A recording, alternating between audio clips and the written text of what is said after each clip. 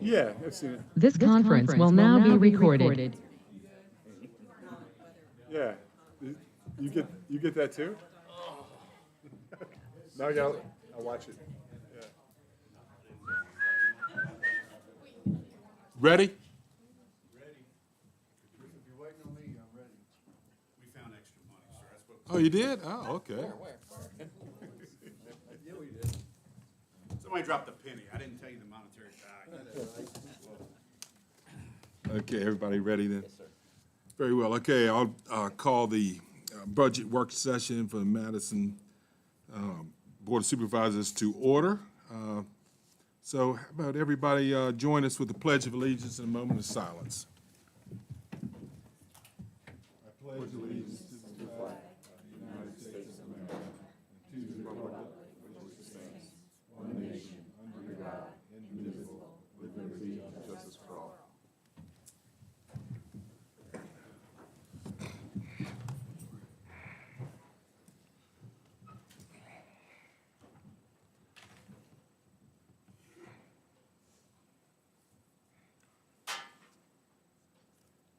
Okay, thank you. All right, let the record show that we do have a quorum with all members present. First order of business be adoption of the agenda. Is any changes to the agenda as presented from the board? No? Jonathan? Ms. Warren, anybody? Okay. I'll entertain a motion to adopt the agenda as presented. So moved. All right, we have a motion and a second. Any further discussion? Hearing none, all in favor say aye. Aye. Opposed, nay. All right, motion carries. All right, next item is public comment. Is there any general public comment? Jim's snoozing. Okay, nothing back there? All right, so we'll close public comment. So the FY '27 budget work session, the first presentation we have this afternoon is with Ms. Graham and Ms. Kropp from the Madison County Public Schools.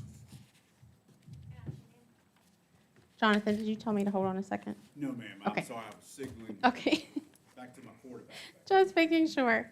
So today we're going to present, at the moment, what is just the superintendent's recommended budget. It hasn't been approved by the school board yet, but we want to go over for you what our budget goals are for this year, well, next year coming up, I should say.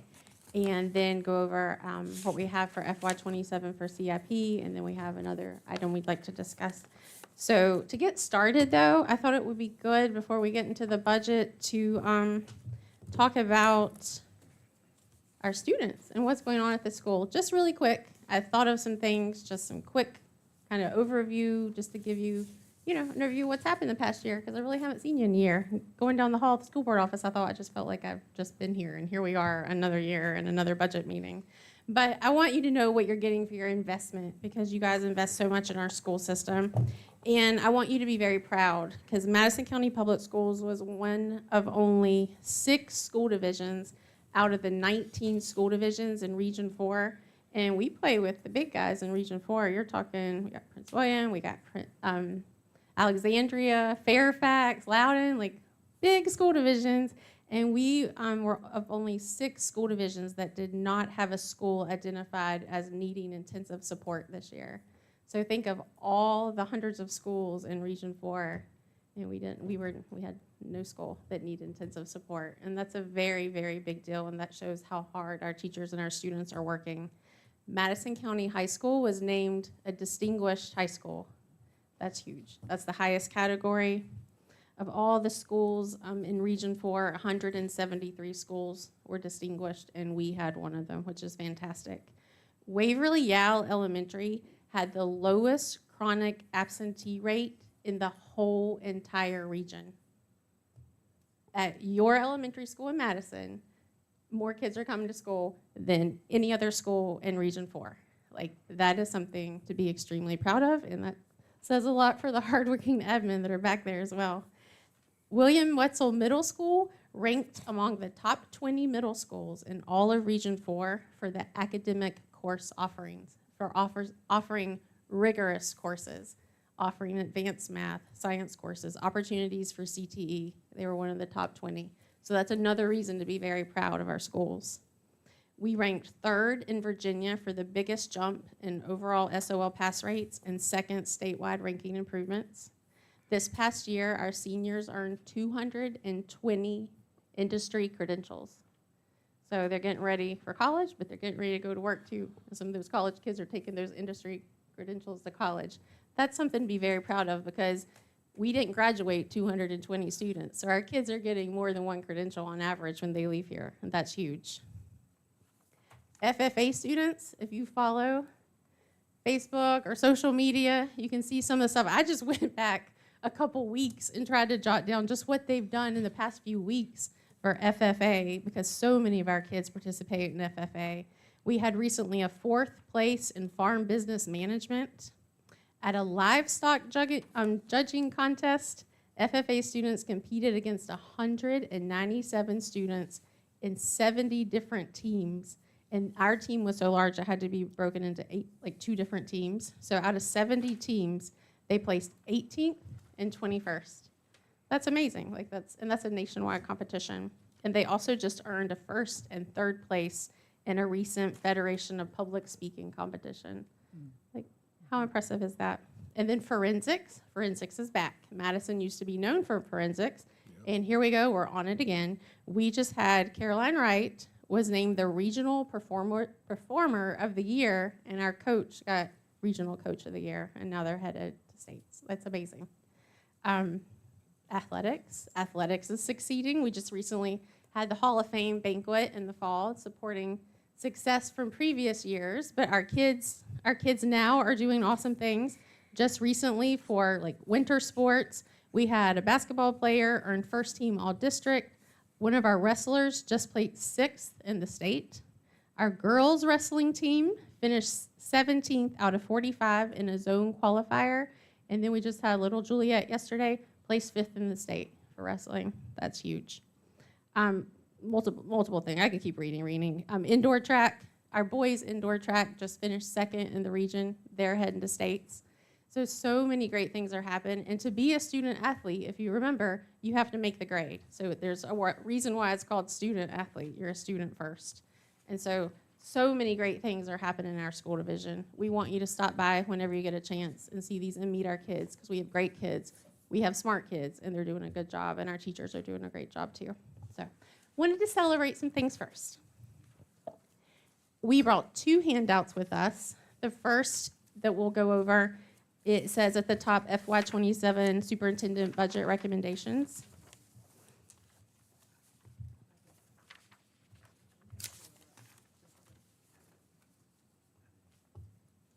Everybody got that? Okay. We're in a bit of an unusual budget year because we're coming to you to share what we would like to do with the funding, ultimate decision being on the school board, of course. We're coming asking for level funding. So we're just going to share what we'd like to do with our funding, but we're not asking you all for any additional funding over what you funded us for last year. Ms. Kropp's going to explain why we have extra money. She was here when things were frozen, and she's now here when it's being lifted. So I wanted her to kind of go back in time and explain the support cap to you. Hi. So back in the late 2000s, 2008, 2009, we had the Great Recession. We all remember that. And when the state didn't have any money, what they did was they put a support cap on positions.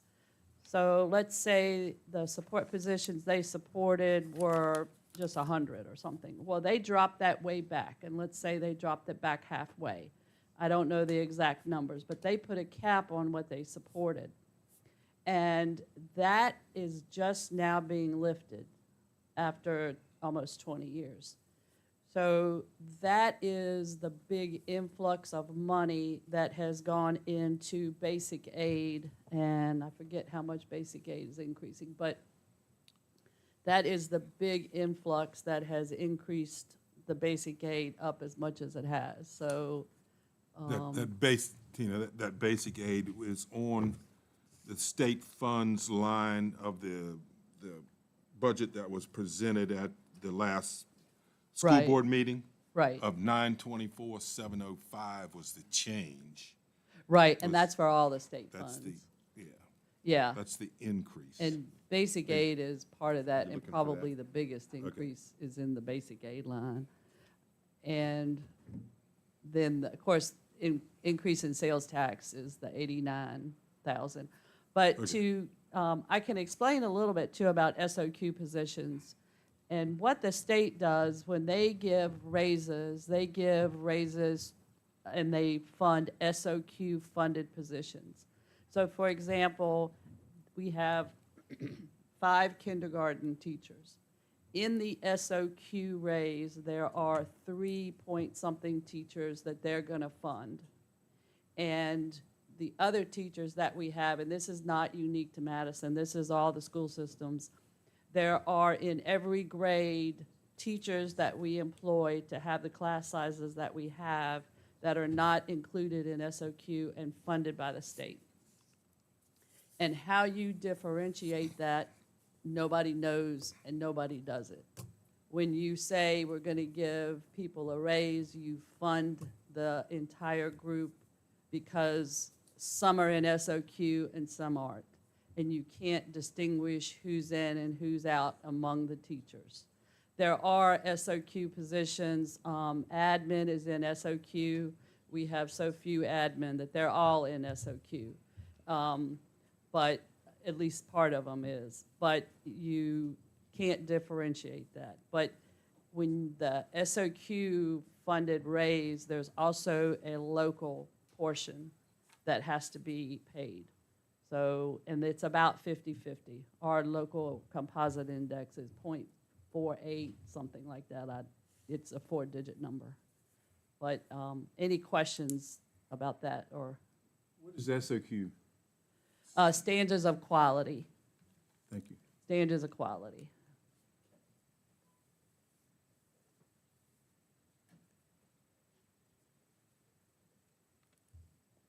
So Okay. any other questions at the moment? The question of standards of quality, but you don't have to do anything different or special to get that standard of quality. No, sir, that's just what Across the state term for, that's just what they, For what we're required to have. Okay. right, and that's what they fund, Okay. yeah. And the state funds the minimum requirement, and there are no systems in the state of Virginia that run on just the minimum. That they just don't do that because they don't fund enough. The state does not fund enough for schools, and there's a lot of just like with counties, unfunded mandates that come down, so that's just life. Yeah, go ahead, Jim. Ms. Crop, I have a question. This is something I'd like clarification on. When you talk about the SOQ positions, and you just gave the example of you've got 5 kindergarten teachers and you've got 3.7 SOQ positions. Right, So there's one partial person. right. And the state provides, say, hypothetically, a 4% raise. So what that means is that you have to increase, how would that work for that partial person? Let's assume that you didn't put local money into the raises for the folks who are not SOQ. How does that work? I mean, how do you work that? I mean, it's easy just to say, okay, we're going to give everybody the same percentage, 4%. Right, right. And what would have to happen is in order to give, let's just say it's one person, one SOQ person. You give them the raise, but you also have a local match. So it would still, even if you gave that one person a raise, it's still going to cost a local match Of one, of above 50, right. If you Yeah. gave them $1, right. and there is no way we've come up with, and I've talked to other school systems too, because we all discuss with the SOQs, how do you can't really differentiate. I mean, you could, I don't know how you would, by seniority or, yeah. Well, because that formula's never doesn't make a lot of sense to me. I Us mean, either. okay. Right. And the other, the other issue, I guess, a question I would have is supposedly we're hypothetically looking at a 4% raise for 3.7 people. Right, And that's a certain amount of money. correct. That couldn't be, that could not be apportioned among all 5 members. Divide that pot of money up among each of the 5 members. They wouldn't all get 4%. You see where I'm coming in? You can't do that Yes. either. Right, Okay. right. But it's virtually impossible to give some people a raise and other people not a raise. Correct. It just doesn't work in Correct. an organization. We realize that. We do that in the county too. But I was always curious how that formula actually worked. And it's, people, nobody likes it. Nobody likes it. Thank because- you. But they want local money in it, and, Yeah, I mean, if there were something like SOQ teachers got to have a master's degree or whatever, then you could have Right. something to go on, but there is No, no it's- requirement for that. all you have to do is have the teaching license, and of Right. course, for that, you have to have a bachelor's, and you Yeah. pass praxis or whatever you teach on that, but, no. Any further questions on that issue? Okay. So you see our list before you. I didn't know if you would like for me to still go through it, if you have questions. Okay, so we talked about the raise. Right now, make sure I get it straight, the House is sitting on a 2% raise. The governor's budget was a 2% raise, and the Senate is saying 3%. So that's where we are now with what's coming from the General Assembly at the moment. For health insurance, we all know, because you all felt it too, I'm looking at Jonathan, we have a 16.7%, we're all on the same health insurance. I do know that was good, though. My superintendent buddies, ours came in lower than a lot around us, so not that that's ever good, but it wasn't in the 20s, so that was a celebration in and of itself. 2 additional sped teachers. Our enrollment is going down, but our need for special education teachers is rising. Last year, we had 158 students identified needing special education services. This year, we have 196. So we do need additional support in our classrooms for special ed services. And the same, yes, sir? Oh, could I mean, I do better when I interrupt people You're to ask fine. questions. Well, it's better if we For go whatever reason. bullet by bullet. Because I forget what I'm going to say otherwise. You're fine. Did you say the other day that they added some disabilities to the list? What caused the increase in sped? No, that wasn't it. It's just that we have students that It are just being happened identified that as way. special education. Okay. And some of them have moved in to the area for us as well, but, sometimes Okay. students get identified. So I have a quick one while you're interrupting. Speed and special education. Okay. Yes. But are they always in that group, or do they go ahead and get Students can moved exit into special, the right. regular classroom? Well, now, Maybe. under special education, our students, whenever possible, are included in the general classroom as well. So their special education teacher might pull them out and teach them some things in small groups or maybe even one-on-one, but then preferably, and most of the time, they're in the classroom working with the regular ed teacher and working with the students in the classroom. So Someone get either a lot way. more time, to do Yes, tests yes, and that type of thing. It's all by their IEPs on what they get. So. And this is all across the schools, not? Yes, coming so more in- actually, this is a very good thing that you're saying right now. The 2 people that we hire for sped teachers, now these 2 positions, we'll let them know that they might not necessarily be assigned to just one school because they'll go where the needs are. So we may need them like part-time in one school and then go to another school to serve some other kids. Ms. Graham, quick Yes, question. sir. Do you have any self-contained classes in any of We do. There's in each school. these schools? Good question. Self-contained is students that, do you want to? No, go ahead. Self-contained is a situation where students spend almost all their time inside the special ed classroom, but even then, whenever possible, maybe it's for PE class or art class, whenever possible, they go with the general ed peers for socialization. Right, and it's more profound situations.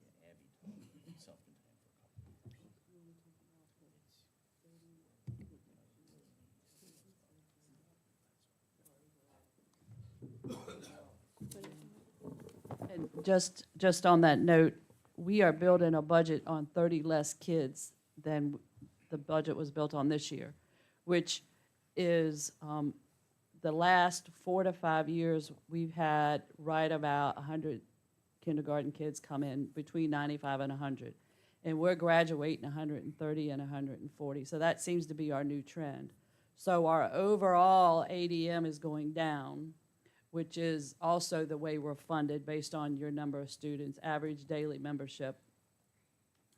And that's going down overall, but the population of students we do have is getting more needy with the special ed population increasing. And 25 years ago, our in ADM was up around 1,900. So it's steady, it's been steady going down. While you're on those numbers, Yes. I have got some from Ms. Jones earlier in the year. Did those go from 1,540 to 1,512, and now what you were saying is 1,490? Right. Are those good numbers? Right. Well, and the 1540 and 1512, that's what we're running this year. And so that's current year. And we built our budget this year on 1520. Because what the state does is they will fund you on your number on March 31st. It's not what you start with. It's not what, it's your March 31st ADM.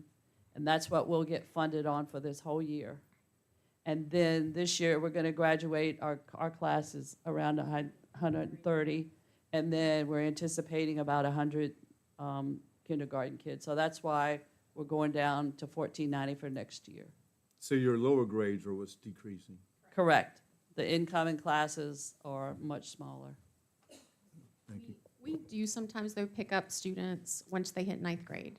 Some parents homeschool up to 8th grade. They do private school sometimes through 8th grade, and then they join in high school for just the different opportunities, athletics, and just course offerings. So our high school does tend to have larger classes anyways for that, too. We're also needing to add an ESL student. We can raise an I got ESL one. I ESL want to teacher. go back one. Okay. The health insurance increase Yes, sir. 16.7. How many, what does that calculate in dollars? Is that, I have not done, we had in there only for 10%, that's what we put in the budget was 10%, and I have not recalculated the 16.7 yet. But off the top of my head, I think the 10% was a 260,000, something like that. Because, and it varies with each function, because some of our functions, like in function 3000 for transportation, it gets down kind of, it gets a little spread out, because in 1,000 we'll need more than we did in 3,000 our transportation, because we have condensed so many routes that I don't think in 3,000 function we're going to have to go up all that much, because we had enough in there. We had slots for people, and we don't budget health insurance at 100%, because we have whatever people, and then we see what's on there and try to budget as low as we can, but to cover people if people come on and still need it. So our 3,000 function is not going to go up as much as, because I think right now, if I remember correctly in the detail, I don't think that increased that much, because we had enough to cover a 10% increase. If I'm making sense on how that's calculated. Yeah, so it's going to be, I don't know how much, because we had some room in there, so I want to go back and see exactly how much more room we had, and maybe some functions will have enough to cover the 16%. I don't know. And like I say, I speak particularly about the transportation one, because we've cut so many positions there.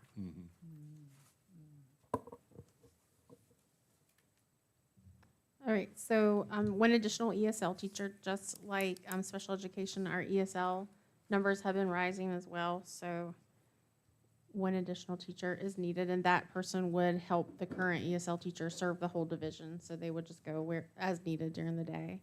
2 additional aides for inclusion classes at the primary school. That's to put an adult in one each grade level, like 1st grade and 2nd grade would then have an inclusion classroom with an aide supporting the teacher during the day. An additional K-5 teacher The location would be based on class sizes. Right now, for 4th and 5th grade, the class sizes are higher than other classes in the division. So this is our last year of that all-in Virginia money that Governor Youngkin gave us. We had just enough to squeeze in a position for, I think it's 4th grade, so to even out the class sizes. So we feel like we're gonna need that again. We get really nervous when the class sizes start hovering around 23, 24. Our classes are physically small at Waverly, and it's hard to fit many more kids than that in the classrooms. You can ask those folks back there, they'll say that, but it's difficult. And those are critical years. You want the classes to be as small as possible. And we need an aid for an opportunity that we have to join this teacher residency program through VCU. It's a program where we've already received a $50,000 grant. The grant is to help us, and there's interviews coming up for this soon for 2 candidates for these positions. But the grant supports adults who have their associate's degrees who want to be teachers. They have to apply through VCU to get accepted into VCU. Then they have to commit for 2 years to come and work in our classrooms with a highly qualified teacher serving as their mentor. And the grant actually covers the mentor to be paid as well. So they're basically teacher apprentices. They work in the classroom for 2 years while also attending VCU virtually in a cohort that keeps up with them and offers them mentoring as well. And then after that program, they have to work for us for at least 3 years. So it's a good opportunity to grow our own. It's something that's appealing to like teachers' assistants, and it's also appealing to our students. We're part of the Governor Youngkin's lab schools, and our lab school that we're part of is the Future Educators Academy. So we have 5 students enrolled in that right now. 2 of them are getting ready to graduate at the high school. For the past 2 years, they've been taking their high school courses, and they've been enrolled in Germanna full-time. So they'll graduate from the high school, and they'll graduate with their associate's degree from Germanna. And then the deal is they go to school for 2 years, college for 2 more years, and then they come back and work for us as well, is the plan. So we're hoping that maybe one of these students, or however many, could transition into this program, and then we've truly grown our own all the way through. So that's the plan with that. Our Waverly counselor is currently a 10-month employee. We're looking to add 10 additional days to their contract. You can only imagine the paperwork involved in ending the 5 days after, the 5 days before school starts when you're the school counselor with all the information coming in from parents and the things you need to do for kids and their parents and helping the school get started. So that is needed. Instructional supplies, we need to increase that line, $5,000 per school. If you haven't noticed, things are a little more expensive these days, and it's been a while since we've increased our instructional line, so we need to do that for teachers. The middle school band director talked to us about the cost of instrument repair now, so we want to increase her line by $5,000 or give her $5,000 for those repairs, or to buy a couple of new instruments if she can. She said, like, to fix a clarinet these days to send off is between $500 and $600. I was like, that's unbelievable. So, yes, sir. Do y'all provide the instruments? We do. We did too. That's why I was a little shocked by the numbers. I had to buy the same instrument in 5th grade and use it all the way to senior year. So I wasn't aware, but we do. We provide. We don't let that be a barrier for students. So some students who are serious about band or their parents will buy their own. But students that want to participate in band, if they can't afford, then we provide their instrument for them. So, big tubas, yeah. We have in there for a middle school wrestling coach. Wrestling appeals to both boys and girls, so it is a new program that it's already like a club sport, I guess you could call it. He already has the coach. Coach Oots already has a group of kids working with them in that age group. So there's already a kind of like a team waiting to become official team. So that's a very positive. If you've ever come to one of our mini Mountaineer Theater productions, you know they're a huge deal and they're absolutely fantastic. And so our teacher that heads that up, and the group of teachers that works with her, they're ready to take on the program for middle and high as well. So we will offer 2 separate Mountaineer Theater programs, one for grades K through 5 and then 6 through 12. And they'll be putting on musical productions. And this is all after school activities. $15,000 to cover high school teacher course overloads.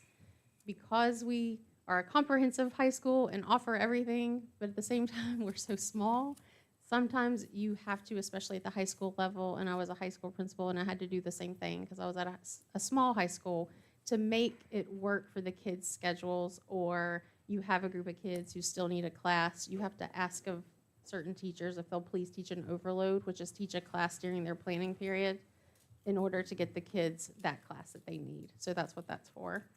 $59,000, that's for just to cover the increases in our outside sped services. Rates are going up. We're part of a group,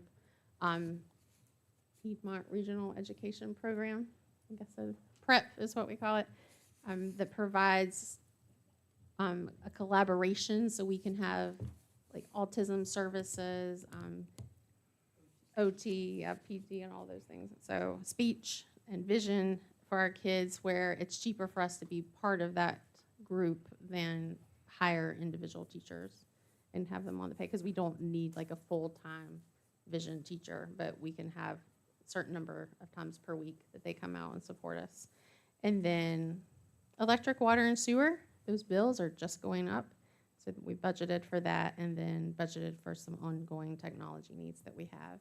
Also, part of our budget, Cardi talked to us, and we're taking, requests to take out of the budget with the school board to remove the lease agreement with the Boys and Girls Club, because it turns out they were just turning around and asking you all for money after they gave us Gonna money. use So swapping checks as far as I could see.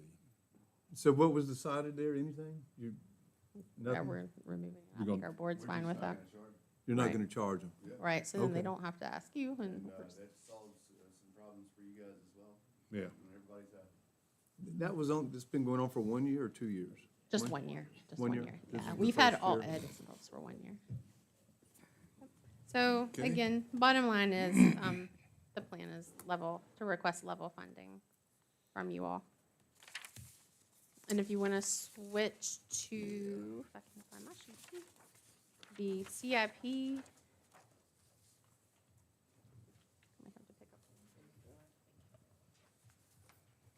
So for CIP, right now, we have another CIP meeting on Monday, yes.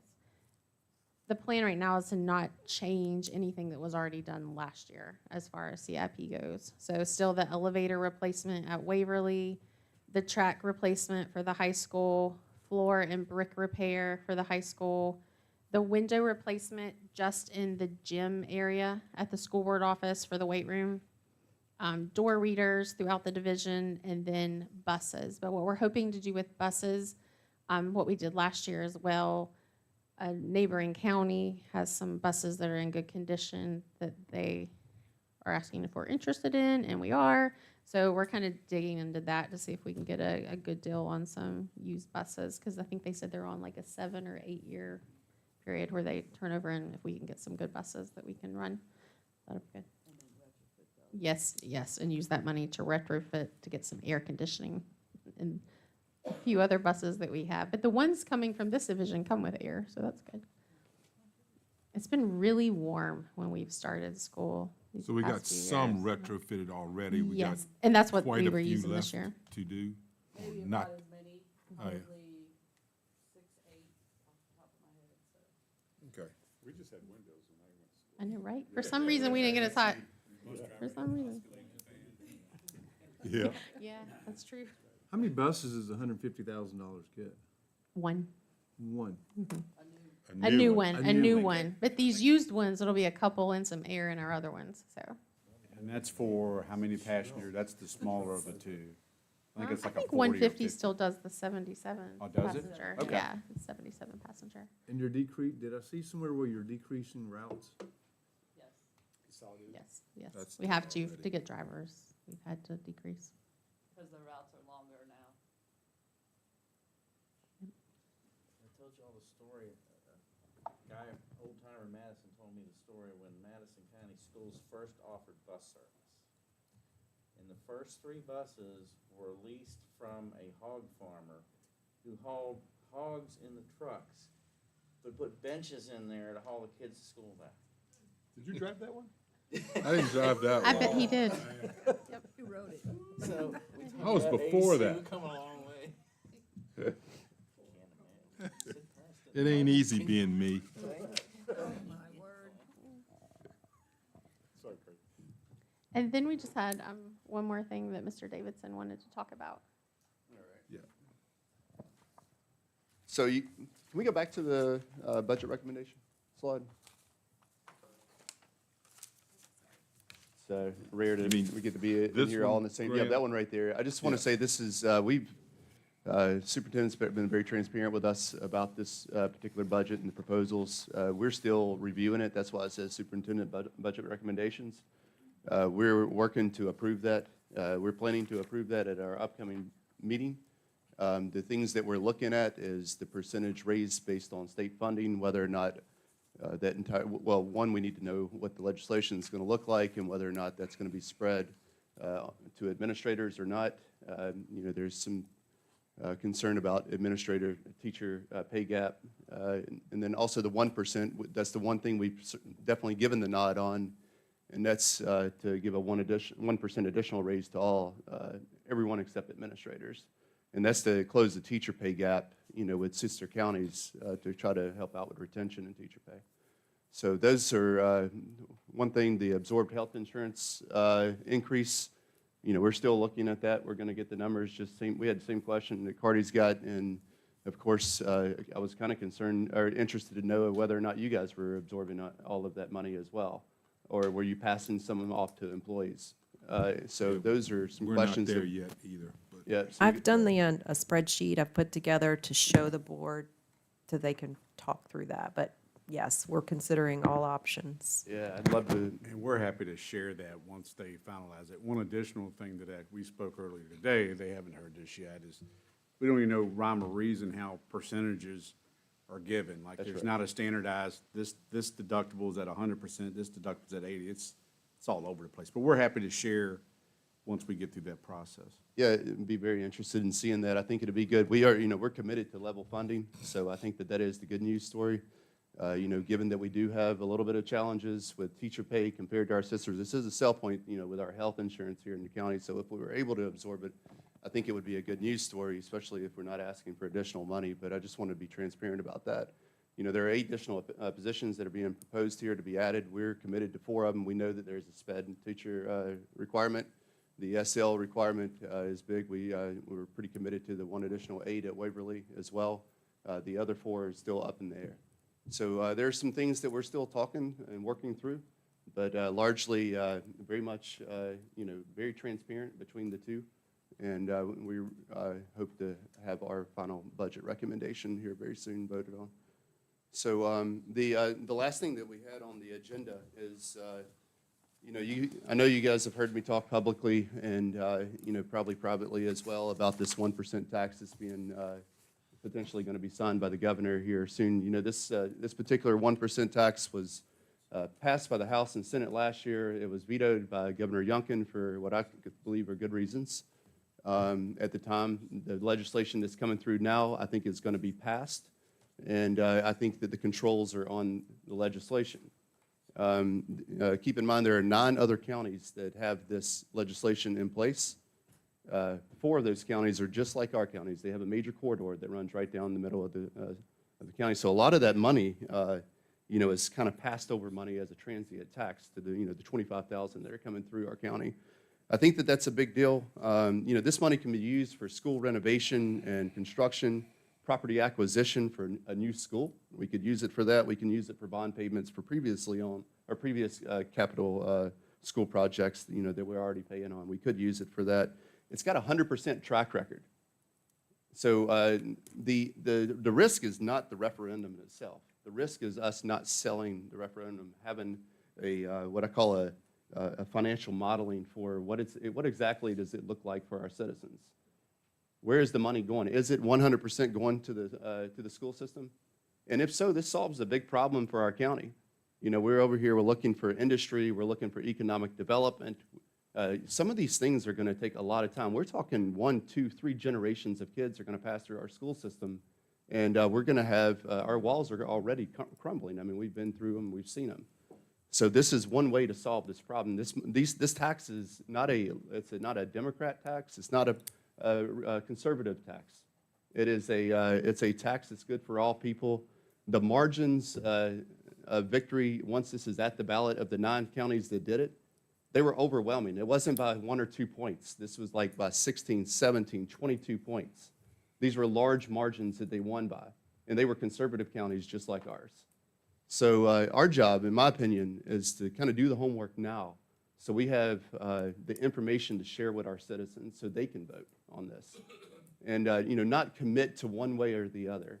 Let's get the information as a team, put it out, and let our citizens make the decision on this one. And I think it could be huge. You can start spending the money right away when the legislation gets passed. If we get it passed locally, we can start spending that money right away.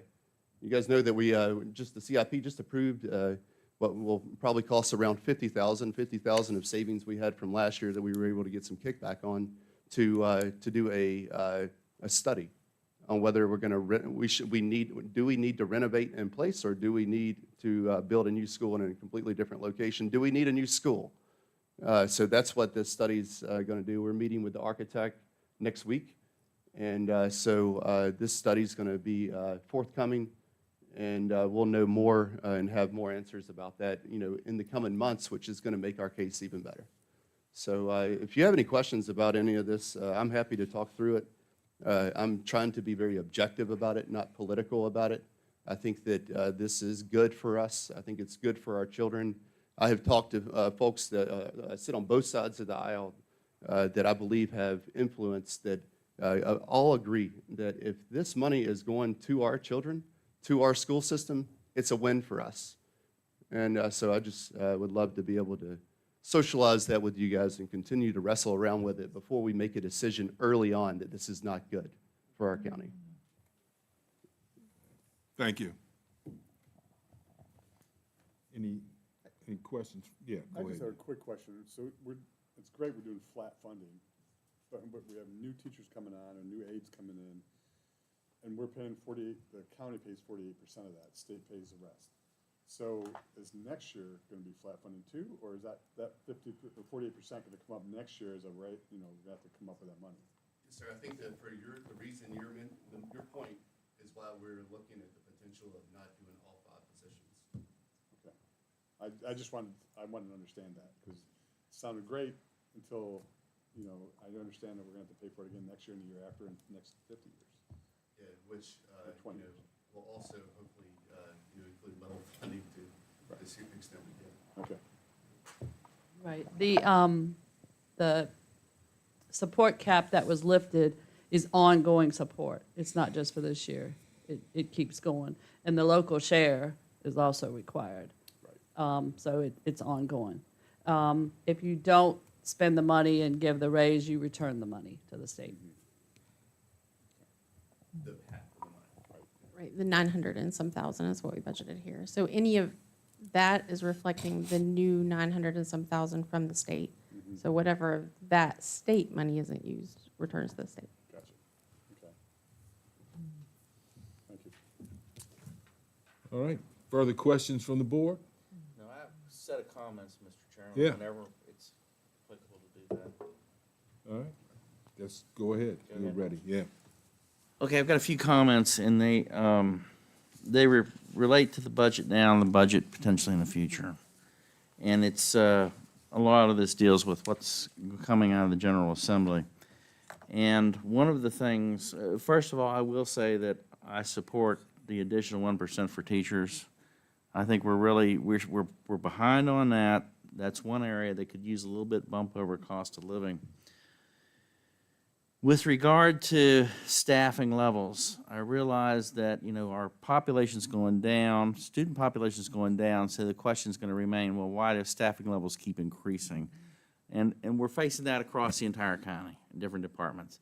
And sometimes that's driven by need that you can't avoid. It's not just a linear relationship over time, unfortunately. But my biggest concern moving forward with not only the school's budget, but the county's budget, is that when we get collective bargaining, which is almost a certainty, what is that going to do to our budgets? Because we very likely are going to see all of our budgets explode. And that's why we've kicked around the idea here at the board, as far as the county goes, is possibly a hiring freeze, to anticipating that happening and allowing us time to have a strategy to mitigate the budget implications. So that I'm just throwing that out there to the school.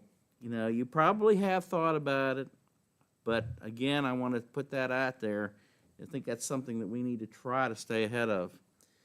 The other issue is on the 1% tax, and I know this is somewhat controversial. I am not a favor of adding taxes. However, I don't know how this is going to work out. My understanding is the General Assembly is going to get rid of the 1% sales tax. Chuck, do you have to do that in our meeting? Oh, sure. You just wanted me to shut up, right? I understand that the state's talking about dropping the 1% sales tax on food and personal hygiene products and compensating localities with the money. Of course, that'll last 2 years and they'll take it away. That's the way they always do.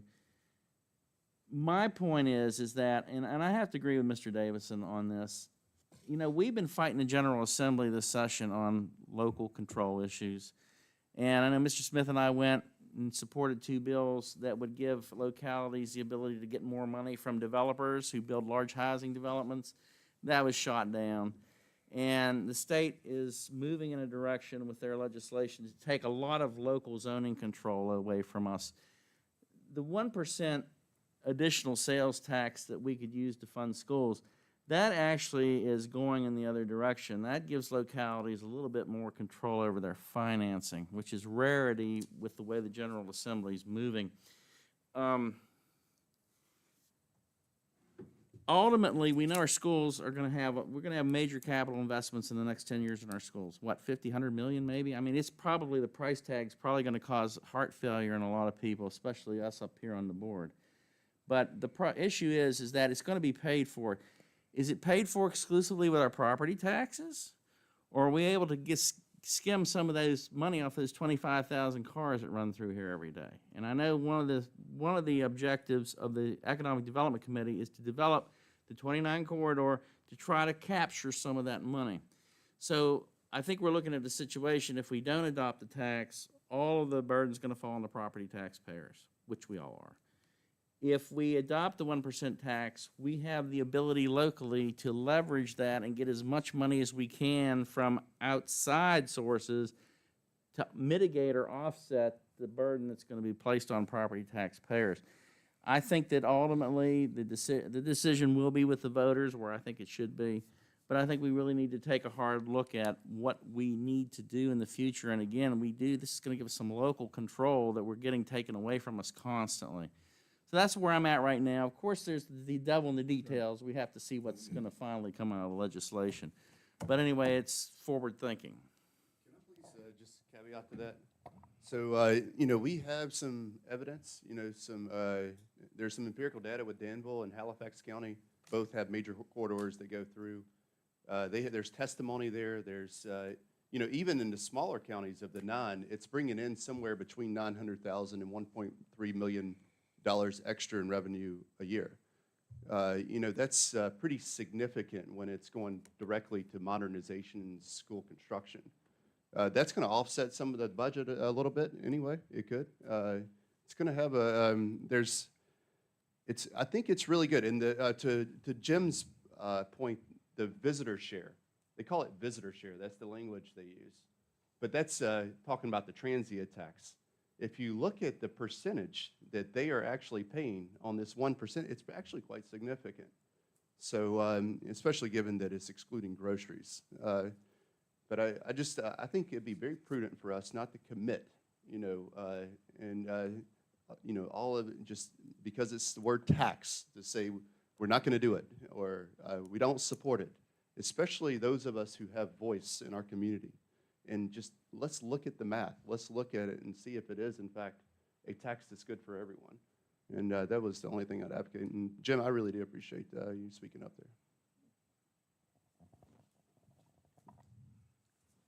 All right. Anything further from the board?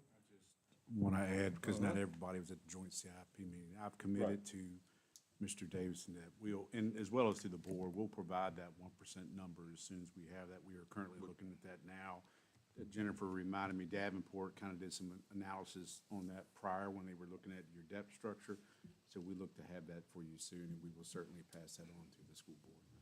If I recall, Mr. Weekly, a few years back when they were proposing getting rid of the sales tax on food and hygiene products for localities, and I had a very public argument with one of our representatives who was supporting that. And my retort was, I believed at the time that it was going to cost the county like $400,000 or $500,000 in revenue, which we can't afford.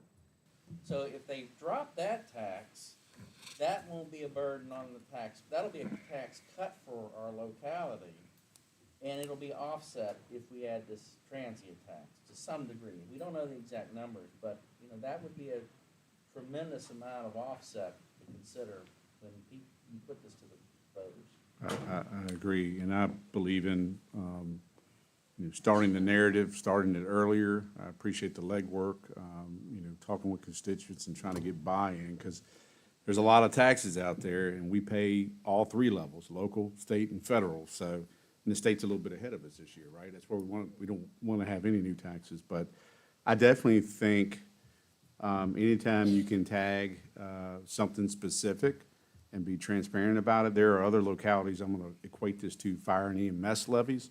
They have that for, because first responders are a tremendous cost for that. That's a tax that's assessed just for that purpose. So the voters can, or the taxpayers can see, yes, it's going directly there. And our audits would show that. I mean, we don't go out and buy Lamborghinis or whatever. So certainly it's a similar type of tax setup that it's just specific, so it doesn't get lost in fund balance or things of that. But we do have some work, I agree, to help sell it. Yep, I certainly am in favor of putting it in front of the voters. I've been in favor of doing that for the last 2 or 3 years. That didn't even come up, 2 years ago. It was discussed, but it didn't come up through the General Assembly year before last, I don't believe. But, yeah, I mean, and everybody I've talked to, and I've spoken to a number of people, I have heard nobody against it. As long as the money gets put in its own little bucket and it's used for what it's supposed to be used for. Because I have heard some people say, well, it's just like the lottery money. Is all of that going for the schools? Well, I really don't know. I don't know. Jim, do you have any idea on that?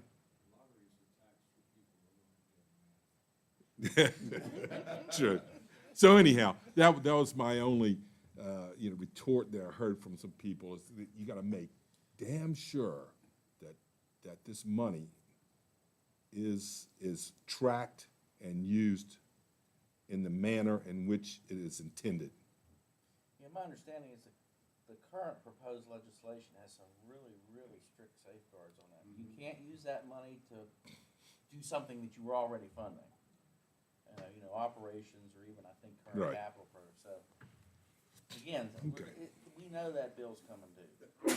Like some of these Yeah. 25,000 cars to help pay. All right. Anything else from the schools? Okay, very good. Thank you all so much. Thank you.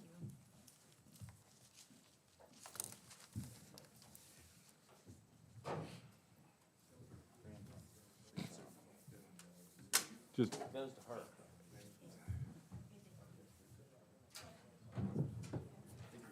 Yeah, thank you. thanks. Okay, let's see. Moving along here, we've got, next on the agenda, we've got the treasurer.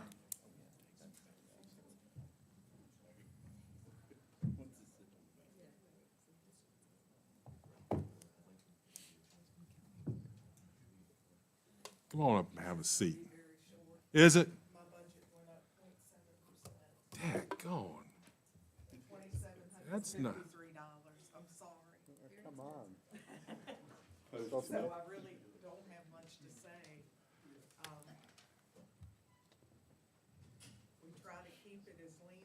can,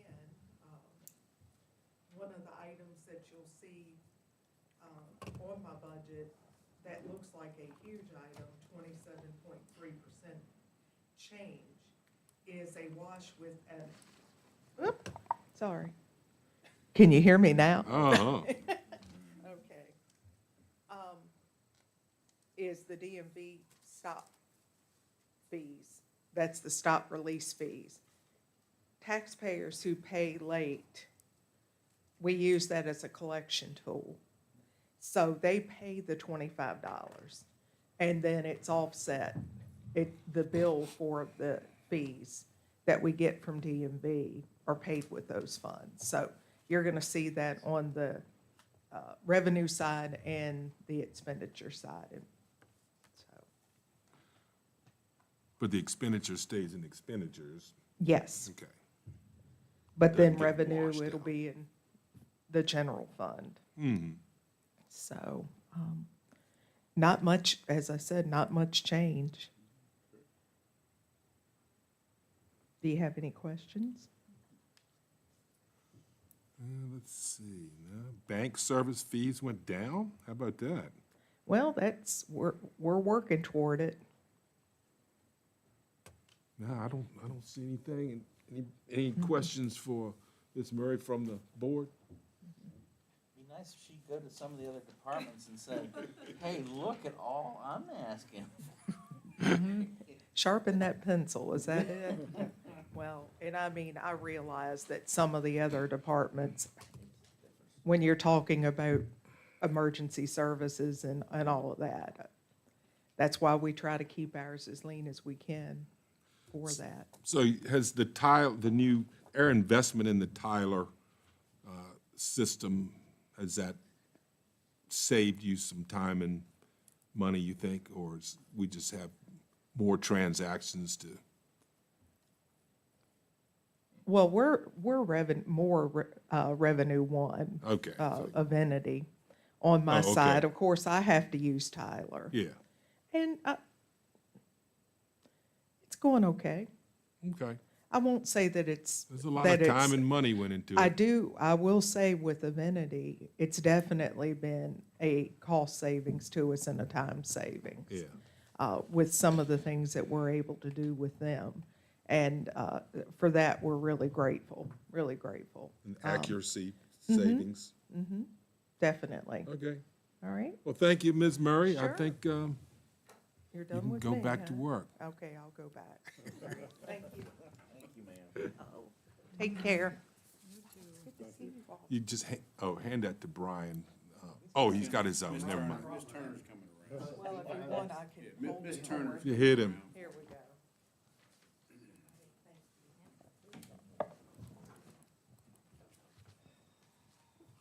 Good afternoon, how is everyone? Well, we're gonna know here in just about a minute. Yeah. I am slightly above Stephanie, she worked a little harder than I did, but, so I do have a few increases, but I don't think they're breathtaking. I'll skip on down to the major one, the data processing services. So we switched software vendors for our camera software, mass appraisal software. The old system was sunset. They did away with it, no longer offered it. And we contracted to a new vendor. Again, the annual maintenance is significantly higher than what we paid back on the old green screen system. But again, it was the most reasonable of the ones we looked at. So, you're looking at additional, 20 or 15,000, 16,000 there. And again, that's just the increase in the new system annual maintenance.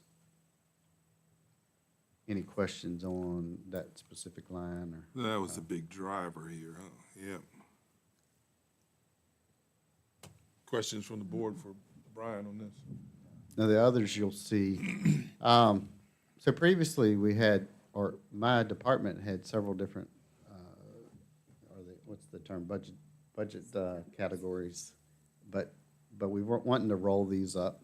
We had it broken out between land use and personal property before.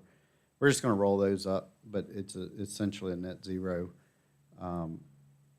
As you see those, the increase there on the postal services and the increase on the office supplies, et cetera, they're being rolled up from those other subcategories. Just didn't see the need to have them separate. I'm not sure the historical reasoning for it, but you'll see a slight increase in the assessor's budget. Just, the fees are expected to increase. They built in, with our last reassessment, they built in some, extra, it's a inflationary price scheduling on it, so. Any questions on any of those things that you see? The commissioner of revenue, 4230, is up 8.4%. What does that entail? Which line? 4230. Oh, I'm sorry, they're all 4230. Yeah. Right. his Yeah, department that's is just the 42. sum, or collectively. Of all the people in your department? What's that, what is that? The 8.4 is the collective increase of that entire subcategory. What is in that subcategory? So it does include staff, and then it's all those repairs and maintenance, postal services. That's a et cetera. subtotal line of Right. Okay, stuff above it, got it. with a grand total at But the bottom. the significant,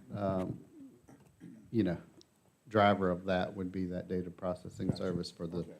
annual software maintenance. And then the rolling up of the other subcategories. Yeah, I was going to say the rolling up is about, what, 9,000, a little over $9,000 in roll-up there. So Brian, what does real estate software do? So that's our software that manages the mass assessment of it. So when you get online and look up online GIS, it's managing all those parcels. That's our hurt and profit thing, right? That's actually in the GIS category, specifically hurt and profit, but the sub metadata, if you will, it manages each and every parcel, and it's the database that controls each parcel that's gonna tell you how many bedrooms, bathrooms, parcel acreage, instrument numbers, all those things, but that's the database that controls that. Including the recent reassessment data, too. Sure, absolutely. So obviously, you've got staff in your office that are continuously feeding the data Correct. into. We just had the assessor out to pick up new construction. So we go around every year and pick up, folks that are building new houses or putting additions on, or anything that would be driven through a permit. So we're tracking all the permits that are done through the building permit office. And that software helps or assists in all that. Yeah. All right. Anything else from the board? I'm just curious, Yeah. and I can't remember where and how this was going, the digitization of your records. Was that, are you involved in the microfiche? Laserfish, The or laserfiche? right. Microfiche? So, yes, to some degree. So all of our historical property cards in our office have been digitized, and they're, actually, they are not all accessible online. However, the current information is all property cards are accessible online. It's the historical that would cost, in my opinion, it's less, people aren't as concerned with the historical data as they are with the current information. So we have that built into, that price structure there. And at this point, we're not getting call requests, and it's not taking up staff time to feed out historical property cards. But they are all digitized. If somebody calls in, we can email those or whatever. But yeah, we are, to the degree I feel comfortable saying that we're pretty digitized now. We have online portal for reporting. There's still, quite a few that prefer, and we do a significant amount of mailing, but we do have the online access to to report. At this point, we're still sending out mailers to every business. We have the file by exception, so that we've reduced paperwork and paper load by, previously we used to send it out for the cars to make sure everybody was, we would tell them the cars they had, and they would sign off and say, yeah, those are the cars I had. So we went to the file by exception, I believe, in 2019, which basically we rely on DMV records, and if there's any, of course, we manage that, and it just kind of puts the workload maybe more on the billing side, so you don't get notification until your bill comes out that, hey, that truck I gave to the scrapyard 2 years ago, and I paid on it last year, and so we correct all that. Of course, we can correct anything that's been paid up to 3 years. So I think it's been a very good move as far as staff time and that sort of thing.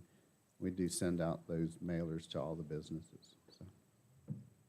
How's the reassessment, is that all finished up, challenges to that? Yes, I mean, I think, hindsight, I think everything went very well. There's a couple pointers that I think the Board of Equalization is well mentioned. But yeah, with the increase that we had with 7% was residential, or 63, I think it was 63. And for folks to be able to understand it to the degree they did, I think it went really well. I mean, you had a lot of people, and those numbers were shocking, I mean, to anybody, even the folks that deal with it every day. And I think the community was able to, we were able to get the word out, understand that, hey, there's a rate change, there's equalized rates, and so I think it went really well, actually. We'd still get a call from time or two complaining about how much it went up, but, most of the time you can explain it, and people are acceptable, I guess I'd say. Mm-hmm. Thankfully, it won't be around for the next reassessment. Yeah. We don't, yeah. I mean, I don't know, I think in some ways we could look at doing a what they call on-paper reassessment more often. But I'm really not sure if the value's there. I mean, yes, you can prevent those large rate swings and assessed value swings, but at what cost? I mean, I can certainly get some numbers in the next year or two to say, hey, what does it cost to do one on paper, and bring it to y'all at the budget meeting and say, hey, do we want to? But to me, in my eyes, that's really just trying to prevent that such a large swing. And I mean, are we going to see that in this economy coming up? I don't know. I don't want to predict anything. So. Yeah. Hey, Brian, what was the cost of the last assessment? Was it 4? I think it was less than that. I think it was was around 370 310 or something. 3. She can look it up real quick. Right. While Jennifer's going through the data, I'll just mention, one of the things that I learned, but I follow some other counties online, so Page County is going through Correct. a lot more feedback than we currently are. But folks were looking, in my opinion, because I sat through all those BOE meetings, they did a phenomenal job, and you may recall, I think they gave you a report probably a couple months ago. But folks were, I think, focusing on the 2024, what it was assessed prior, or 2025, whatever year. And it's actually, they need to be looking at, I think 2019 was the prior reassessment cycle. So that's your swing. Folks were looking at last year's issue, like, oh my goodness, this is up, 100, 200%, or whatever it was. Overall, I think what we learned on some of those, there were some adjustments dealing with like floodplain land, or maybe size of acreage, and people did a very good job, going through the neighborhood or going throughout the county GIS and finding comparables. So I do think the board composition that we had, who was evaluating those things, did a very good, effective job in being reasonable. So I think, to Brian's point, he pointed out some things, lessons learned for next time. and we could put a little more out in advance in publication, but overall, not looking at FY 19's values, or calendar year, I guess, 2019, looking at last year, sure, it's gonna look like a big, big jump, so. Yep. Yeah, and the big thing This is is last people don't understand equalization process. Correct. Figure my taxes are gonna go 50% because my property value about 50%. You know, and the code's Not very surprising. specific on the mailers that we had to send out on value change and having the prior 2 years where, not the prior reassessment. We actually, Stafford County had a push for that legislatively, a bill at the General Assembly about 4 years ago. It didn't go through, because they had a similar ordeal, and so there was, the Commissioners Association pushed that through. It fell through for who knows what reason, but anyway. Yeah, I do think it's probably worth, maybe with some of these heartaches that Paige and some of us, you know, it's the rural counties that have this issue with the notification because, you know, it says the prior 2 years. Well, it doesn't, and I guess there's no, you know, there's no reason that we couldn't put the last reassessment below it, but is it still providing what I would call bad information or I mean, not misinformation, but hard to comprehend information by doing that. So I do think if we went at it legislatively and got them to add some verbiage in there, you know, it would help. But, you know, and I do hope to maybe do that, to see if I can, you know, we can get some backing there, so. Supervisor Jewett, Ms. Warren just had on the screen, I think it was 308.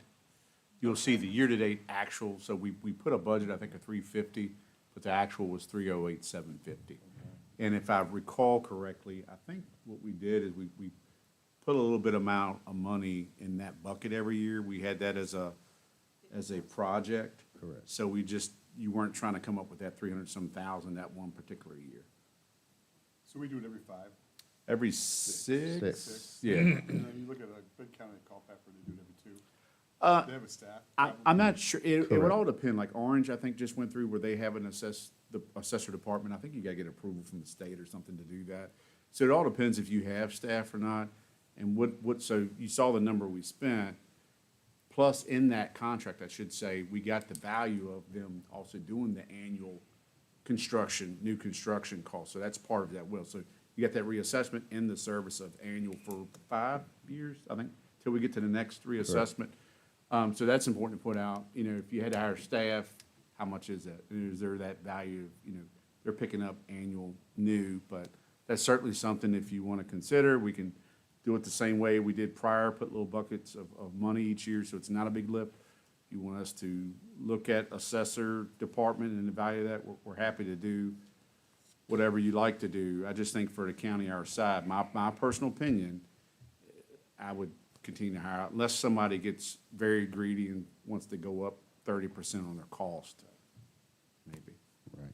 And there are less and less of those services around. They're getting, you know, dwindling out. A couple of them been bought up and that sort of thing. But Culpeper and Orange both have assessors on staff.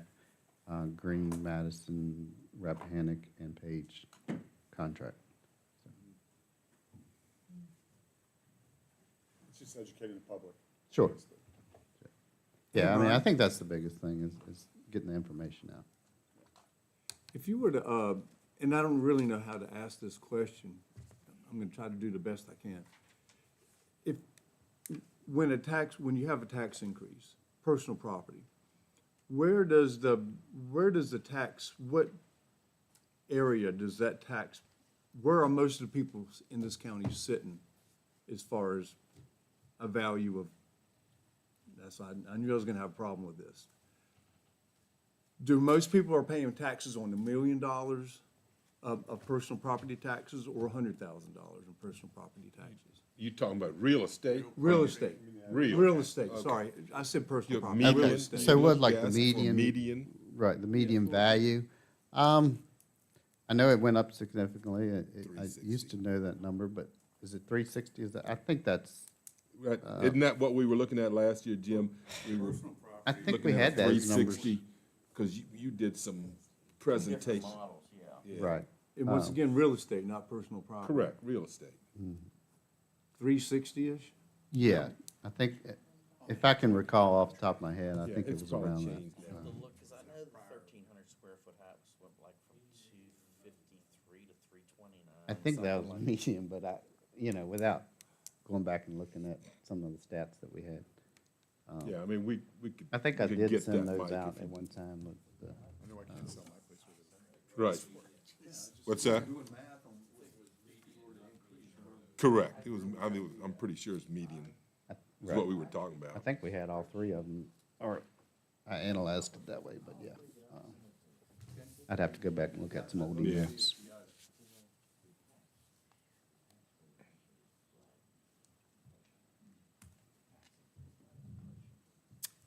Okay, anything further for, Brian? So, Brian, thanks. I'll tell you, I mentioned this public shout out. You were great to work with. I know we went through that assessment and and we've had other issues and, you're right there and you answer questions and you support us and we appreciate that.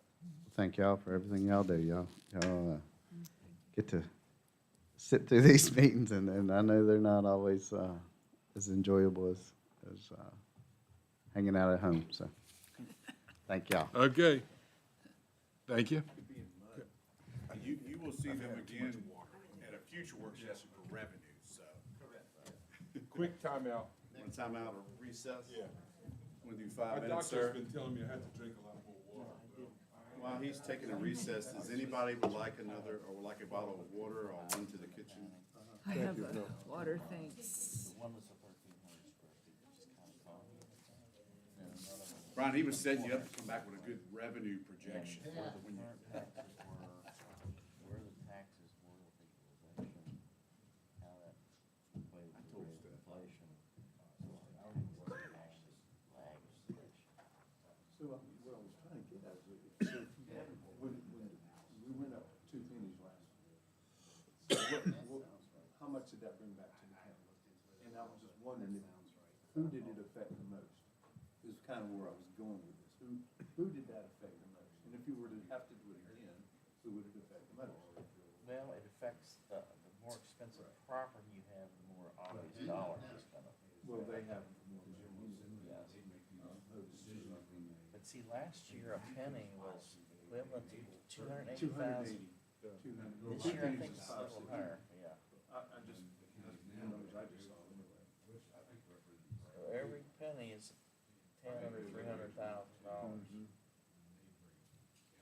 What's the rate today? Wasn't it 51? 51, sounds right. Because in the plan last year that we agreed on with CIP, it's expecting us to raise it another penny this year, 2-year plan. Not that we would necessarily have to do that, but I know that's kind of how we work long term on that. So this came up when, with Jennifer was getting ready to say, it was in her. What's called? 48 right now. We needed that break. Yeah, so we decided we're gonna put the over 50 break on the agenda. I'm up there, but I like to join the club and take that break. That's because they got some. Data center, yep. Yeah, but now they got new courthouse and 2 new schools. Need the gavel for you, sir. Yeah, y'all ready to go back? Yes, sir. Ready? Okay. All right, so the next agenda item to go over some priorities, goals, and strategies. Yes, sir. Thank you, Wanna Mr. lead that Chairman. one? For the board and especially our 2 newer members, and we can do this any way in the future we like, what we always do is we kind of look back. So we'll look at last year's priorities, or goals and priorities that you set, talk about where we're at, and what the current planning period in FY '27, what you would like for it to be. So you can take something out, you can edit, you can do whatever you'd like. So I'll start from the top. Broadband, as you know, was a multi-year project. We updated that last year based on what Firefly was telling us, and that included when they brought the Brightspeed project back in to our Valley Firefly project. So they're telling us by no later, it could be by calendar year 2025, but no later than first quarter of calendar year 2026, that both VATI 2022 and VATI 2024 will be complete. I do know that they are moving pretty quickly, even in the VATI 24 area, which is, think of Syria, and I can't say Etlin's or you're up there, I'm not, to see if they're actually moving pretty quickly. But All around me, not at me. I will reach out and make sure they know Supervisor Yao. I think myself and Supervisor Jewett may have been recent benefits. Just got it. All right, well, so we'll, all right, well, we're gonna keep on working on our delegation, my apologies. But that project is based on their timeline, so it just makes sense to keep it that way. That's something Tracy and I just kind of monitor together, and we hope in March we'll give you updated numbers on where they're at. I know we're north of 2,000 connections at this point. Hoover Ridge Recreation Center, the reason why that's to be determined, because that's not a project where the county said, hey, let's just turnkey fund the whole project. The county did provide almost $1 million of effort. A lot of that was site work, storm pond, some of the utilities that were associated with that. But the rest of it's, it's coming through donations. They recently had large donors, but there's still quite a bit of to be remaining. We're thinking about issuing an RFP to see what the remaining project would cost, not looking to say that as the county will commit to that. But it'd be good to know whether you're a donor or whoever, what that's going to cost. The big expense will probably be lights, followed by pavement for that project. And stop me at any time, board. Yeah. Under 3, that's kind of ongoing, and Mr. Jewett may have some comments around that, but, the Economic Development Committee has really, spent the past year of, exploring, what economic development would look like for the county, as you heard Mr. Jewett said earlier, where it would occur within the county. We've looked at things such as data centers and other things. But really giving ourselves some time, it has a December 2026 date for us to work on strategic planning, technology corridor, economic development area. Some of that, too, goes hand in hand with our utility provider and ensuring that utility availability matches up B, which we'll get into item 4 here in a minute. And identifying Madison resources, which is something the EDC has looked at. So we know our main resource, which is lacking, we're hoping to improve, is water and sewer. Gas, we haven't had any success yet. That's a transmission line that runs through the county, not distribution, and it's owned by TC Energy. And of course, we know we don't have rail, but we do want to capitalize on what we have. As mentioned, the traffic count that comes through 29. A lot of our economic stuff comes through short-term rentals. So, what other businesses can fit in there? So happy to adjust that, or anything you'd like to do with 3. Any comment on that one before we move to utilities? And Judge, jump in here, or any of the other members of the EDC. What I think, really the last year or two, we've really just been getting organized and getting focused. But we have really made progress in a lot of these areas. What we're tending to find is a lot of this, there are things that kind of filter into our committee that we hadn't really planned for, but they just seem to be a natural fit. Like, some of the zoning issues, which economic development, some of the county's strategic planning, actually a lot of that functionality is flowing through the EDC. Mm-hmm. So it's become more or less a clearinghouse for a lot of these things. And I think that we're trying to get started strong this year. We've got, we had on our first meeting, we had some folks come in and present proposals, Fab Lab, mini data center. What I'm hoping to do, the agrivoltaics possibility. We also are looking in the next meeting, and I think the next meeting we're inviting the Economic Development Director from Culpeper. Yeah, he's going to come and do a presentation about how they've approached things. We've talked to him in the past, but we thought it'd be good for him to come and formally present. Plus the upgrade. The other thing is, and then we've asked Mr. Weegley and Mr. Gordon to give us an update on the actual RSA plans for water and sewer, where they're at now, where they may go.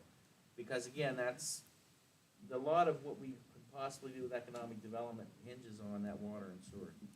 We know that. particularly in 29 corridor. So those are some of the things we're doing. I'm not sure we really need to change any of those goals. Judd, what do you think? I think it's pretty much ongoing at this point. Cardi, I The, know.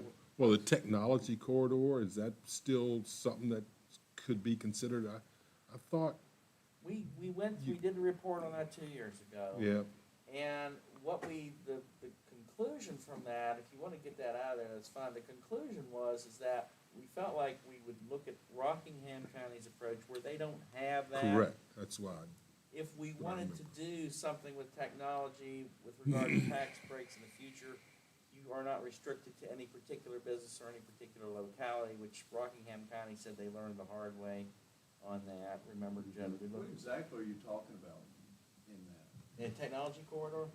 The county would designate a district where a quote-unquote technology company like a data center or a biotech center could come and they would receive a schedule of tax breaks or whatever other incentives. Culpeper has it, and I mean, we checked with counties all over Virginia, and when I hit Rockingham County, that's the one that really was the eye-opener, because they said we had them, we got rid of them. And the guy said, do you realize that really any kind of development today has technology in it? So they got rid of their districts and they targeted specific incentives for technology aspects of any business. The prime example was that they just opened a specialty, I guess it's a specialty factory to do sausage and whatever Italian-focused meats. And the guy said, he said, you realize that factory is basically completely automated. It's all high-tech. So it's a really great business. It didn't, it provided tax-based employment. But normally people would look at it and say, no, that's not a technology business. So right now, we don't have any plans for any type of technology incentives. I think that's going to really depend on what possibly interest would be of somebody coming in. It'd be a one-off type thing. Well, that's technology, but that's. It really is. It is. It's pretty. Yeah, But that's kind of where we were, that's kind of where we are with that right now. Judd, you agree? Jonathan, you agree with that? I agree. I was looking at the Central Virginia because I thought I read somewhere where Louisa, there was a county near us that too were looking to undo or remove their technology corridor. So that seems to be the trend now. Once you get saturated, go back and remove it. Because really in corridors, and Culpeper did theirs years ago, back when Terramark, the first data center, entered, as well as Germanna and all that, about off McDivitt Drive or whatever it's called now. And then, you're really telling businesses, hey, we want these things, but here's where we want them. If other localities are removing that corridor and this board would like to do that, we're happy to update that and remove technology corridor from that strategy and just leave economic development area, because that's going to cover everything that we are researching now. True. I mean, that covers the whole economic development area is hypothetically the whole county. yeah. With regard to districts, of course, the important one is our water and sewer district. I mean, that's really the district we need to be focusing on with regard to economic development, All right. whatever else with housing development. So let's remove technology corridor and just leave the other there, then, huh? Now, as far as, so we'll make that update, and Yeah. I believe we're set to, is our next EDC, I think in March, between Brian, myself, and Alan, we'll have updates on that. We have, since you endorsed the memo that we went over with RSA and priorities and all, we have since met with the Madison RSA reps again, and just to clarify that, and they have a board retreat coming up in March where they're gonna take those items. But we'll have an update to the EDC, which that information will flow up to the Board of Supervisors. Going into that, perfect segue into number 4, water and sewer and water treatment upgrade plan. Really, A is kind of tracking with C when it comes to sewer. We're still hearing December 27th. I'm gonna ask Tim at some point for if there's a newer timeline, because that seems pretty ambitious. I guess it can be done. They just, I think, secured the financing at their last meeting, or at least were presented with best options by Davenport. They are working on item 4B. You may recall, we have given them recommendations. We're waiting for that to be talked about at the retreat and ultimately brought back. The good news is we finally received their, they do have regulations and policies and procedures, which I knew existed because you're required those to provide to the SEC when you're incorporated initially.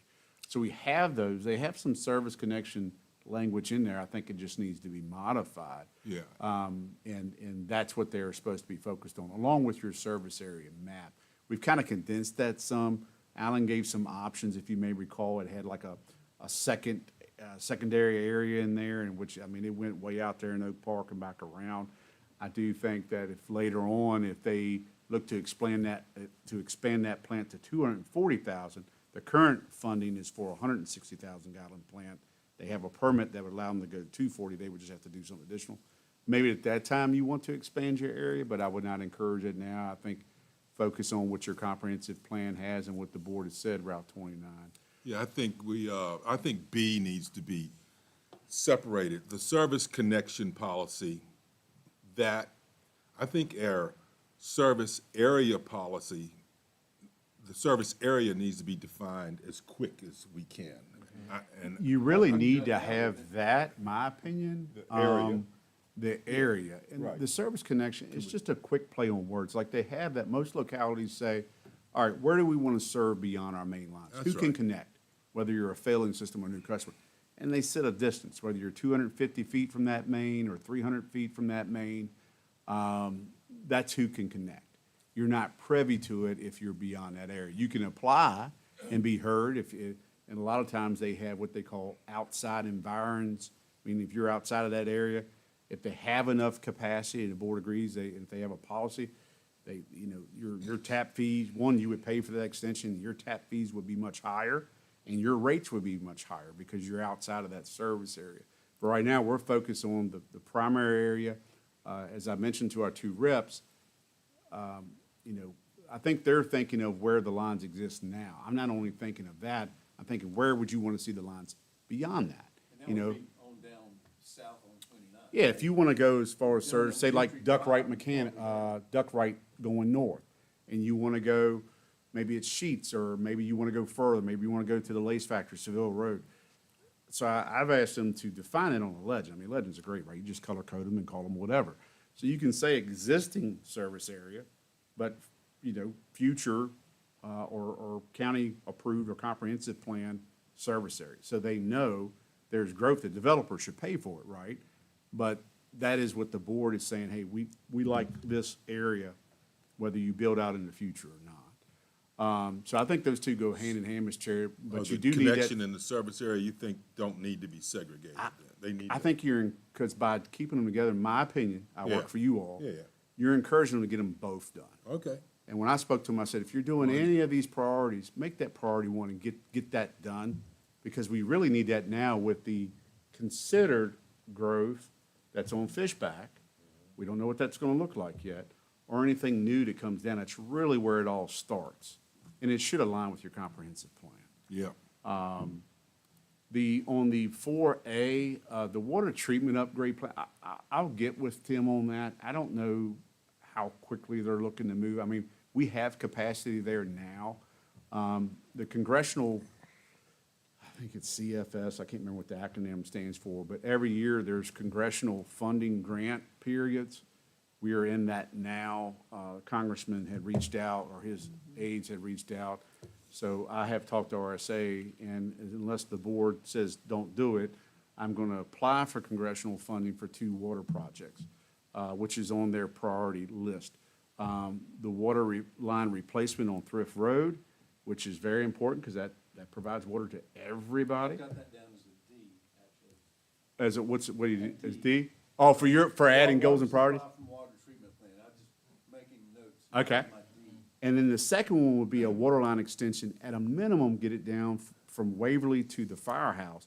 But if they truly have plans to put a storage tank on Mr. Daniels' property, because he owns from the corner of 29, almost 3/4 of Fishback Road, then we can probably make a case, or we'll apply for it as a life or health or safety factor of getting that line punched under 29 and somewhere as a landing point on that side of the road for a future storage tank.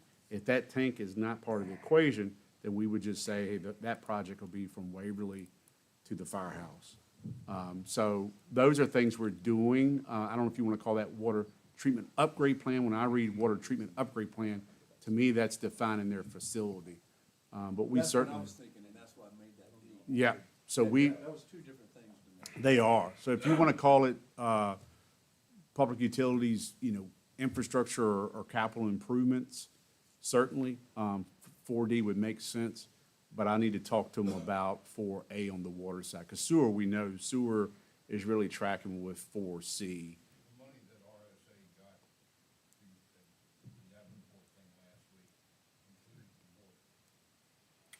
They probably are doing things like chemical feeders and things of that nature. Well, The lines? yeah, we'll talk to them. I think those are like chemical feeders and some other things currently at the plant. It's not adding expansion. They're probably looking at their intake and things like that. So we have some time to define that and bring that back to you. We have a June 30th, 2026. 4A and 4B were there for that purpose, to try to have those finalized by this year, this calendar year. And ultimately, we don't control the upgrade, but we would put a date of what they are telling us that would be completed by. Right now, they're saying December 2027. The outfall needs to be part of that calculation. I'll have to check on that. I'm not sure. Yeah, I'm not sure if that funding covers that, but you can't do 4C unless you're also doing 4E, as Mr. Snyder would put it. They go hand in hand. So that's the updates that I have on the current goals and priorities. If you'd like to add anything or delete, we just heard we'll remove part of 3B and leave that as economic development area. But I'm happy to take your feedback so we can move forward and bring this back for formal adoption at a future meeting. You got something? Jonathan, I was just talking about the presentation to the EDC. I don't know that, I kind of envision that as our skeleton plan that would move forward with this, because that'll be a cumulative of what we've done and what information you have up to that point. You'll take your goals and priorities and anything the EDC would like to add as well, but also that memo you endorsed. Collectively, where are we at with the things that the board said they want, which most of those are on that list. There's some additional things like reserve policy for EDUs that's on there.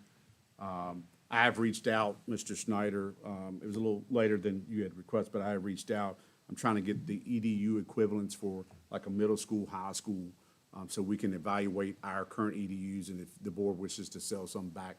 But yes, sir, you are correct, Supervisor Jewett. It's a collective for EDC based on where we're at and those priorities that this board endorsed via that memo. Running along those lines, the EDC is going to do its strategic goals for the year. We wanted some input from the board as to what you wanted us to focus on for this next year. So we're open to suggestions. We could do suggestions, or we can we can throw a quick survey link out to you and put some options out there, or whatever you would like. But staff be happy to, get some thoughts out there and get your collective input. Is that the desire? You like a little quick survey, or? Yeah, Okay. because we really want to know, we need some input as to where we're going from here. Okay. I mean, stuff specific, like, I've always, we've got so much forestry being done. I'd like to see some sort of value add business in Madison that supports, all our guys, they're up in the woods doing all the hard work for this amount of money. The middlemen and the final guys get all of this. They're working their butts off. If we had some sort of value, we had that flooring. For forest mulching equipment, you did Yeah, help. that. And you That's did. the flooring company you were talking That flooring company or something. Oh, I'd like the to see- Kindle operation that's out Yeah. in Etlin you're referring to? Yeah, I just like to see something like that. And also, I would really like for us to think hard about if or what we could do with all the acreage we've got at the transfer station. I would like to talk to at least our two EDC members off the line, so before I throw crazy ideas out there to get on Yeah. the record. I do have one that, you may look at me cross-eyed and that's fine, Yeah. but certainly, you know, the 200 acres, the only thing we were approached, and Mr. Jewett, I think, was part of that tour we provided for that one gentleman who was in land leases, was for solar. But they were collectively looking at, I don't know if it was 500 or 1,000 acres they needed to. At least 1,000. And what we said was go talk to the neighbors, and if you can pull land collectively together, then we'll talk to you. But if the neighbors tell you, hell no, go away, then we're not talking to you. Yeah. So that's the other thing I would say, and we'll put that on the survey. Past Board of Supervisors, you know, when we've talked industrial parks or business parks, we would call it, it's kind of like, no, we don't have interest. So there are things like that we want to know.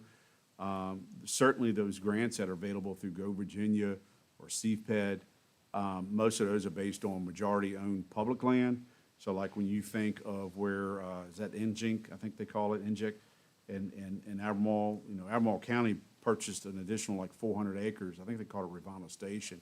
They did that, and now they publicly own majority control, and they were recently, I think, at least $1 million or more of a grant. So what they do is they take that raw land, which is essentially a tier 5, no, excuse me, tier 1, it goes the other way, because it's not pad ready. They'll put in, hey, we need to develop the roads, the curb and gutter, and put power in. They get a grant for that, they do that, and that moves it up the tier, which makes it more marketable. So those are things that we are lacking, and it could be by choice, or some of it's just lack of resources that we have. But when you go to market property, it's hard when the public doesn't own it. And I'm not saying go out and buy real estate, I'm just telling you how it works when it comes to economic development with Go Virginia and other initiatives. I agree with Cardi on that landfill. I mean, I just gotta believe we got to the acreage something. 240 acres. Yeah, but it smells. Huh? It smells. You should at least factor 200 acres of that. It really does. Cut- The brownfield site, and we'll need to get an actual total acreage at, but your brownfield site, the good news is it's just as you primarily go in. And a little bit to the left, because we got some monitoring wells, but you should have close to 200 of that 240, whatever acreage it is out there to do that. The gun range is out there, so you have to factor that in. Do you relocate that or keep that there? The rest of it, we harvest the pine trees once they get mature enough. I think that's brought somewhere between 200,000 or 400,000 the last time, but that's every, 20 years. Did we replant? Generally, you replant, yes. Was but that just- replanted out there? So, that's Christmas really how the tree land's farm. been used, just a little history on that. So, Well, is that land gonna need water and sewage as well? if, depends on what it wants to develop out there, the answer would be yes. Oh, probably, yes. Yeah, there is water on the southbound side, but part of the Greene County agreement when they exited, they would own and maintain, there's a line, if you drive south through, almost till you get to Greene County, you'll see a fire hydrant there on the corner, by the lace factory, the old lace factory. Looks like a storage yard now. That goes all the way back to that water treatment plant on the Greene County side of the river. Goes on down Seaville Road. Probably to a certain point. I don't know if it goes to the Oaks That's our or, lowest point to where if they ever had a problem, they could drain it back out. Right? yeah. So that's kind of its area, but then you would have to, establish some relationship with Green to get approval for RSA to do an extension and all that. So, it depends on what goes out there. They may need their public water and sewer. If it's something where it's just employee bathrooms, they may not need it. I would love to see a hydroponics farm in this county. That is dealing with produce, not the other hydroponic product. Because most of your land's already zoned A1. There's not a lot of rezoning. It speaks to agricultural. But what we learned, and Jim and I were at that meeting, we talked to the one that constructed over in Louisa at their industrial park. They have that natural gas pipeline that goes through that you can tap into. So we asked them about tank farms or LNG. They said those things are volatile or more expensive than natural gas. So maybe one day we can get approval to, someone big like a data center, they have enough money, they could probably persuade TC Energy. The county by itself, I don't know if we had the money or the persuasion. Did they? And that one company said, if we want that, tap that line, we'll get it. Yeah, yeah, the data center, definitely. Remember that, the guys? Yeah, absolutely. OpenAI, or no, it wasn't OpenAI. So we'll add that to the survey, even though I heard that here today, like to do something with the majority landfill property. That's but definitely get some 200 ideas. acres, did you say? We'll get you the exact number, because you're gonna wanna know the total acreage, but what's Available. usable or available versus Right. brownfield.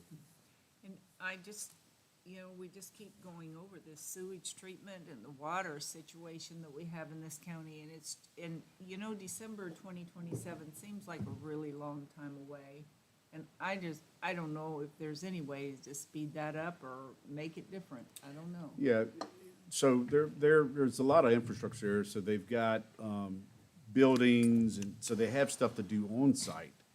But they also will have to run and construct a new line from off Fishback Road. If you all ever want a tour, we can set that up for you all, so you can see those facilities and any facility. We had a good tour of the CVRJ, so any of these sites, RSA, other places, we can tour them. You've seen it. Oh, yeah.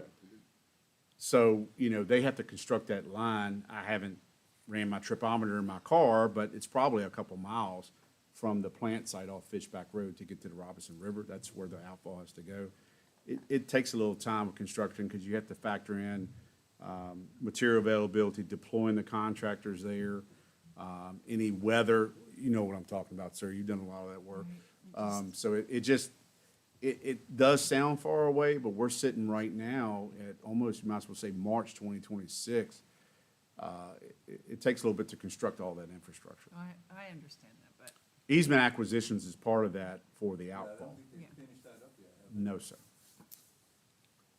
So that's all I had, members of the board, so I'm tracking, we'll make that adjustment to the 3B. We'll get a survey out there to get some kind of input, so come back to the EDC for the things you would like to see. I'm tracking for, strategic planning purposes and economic development.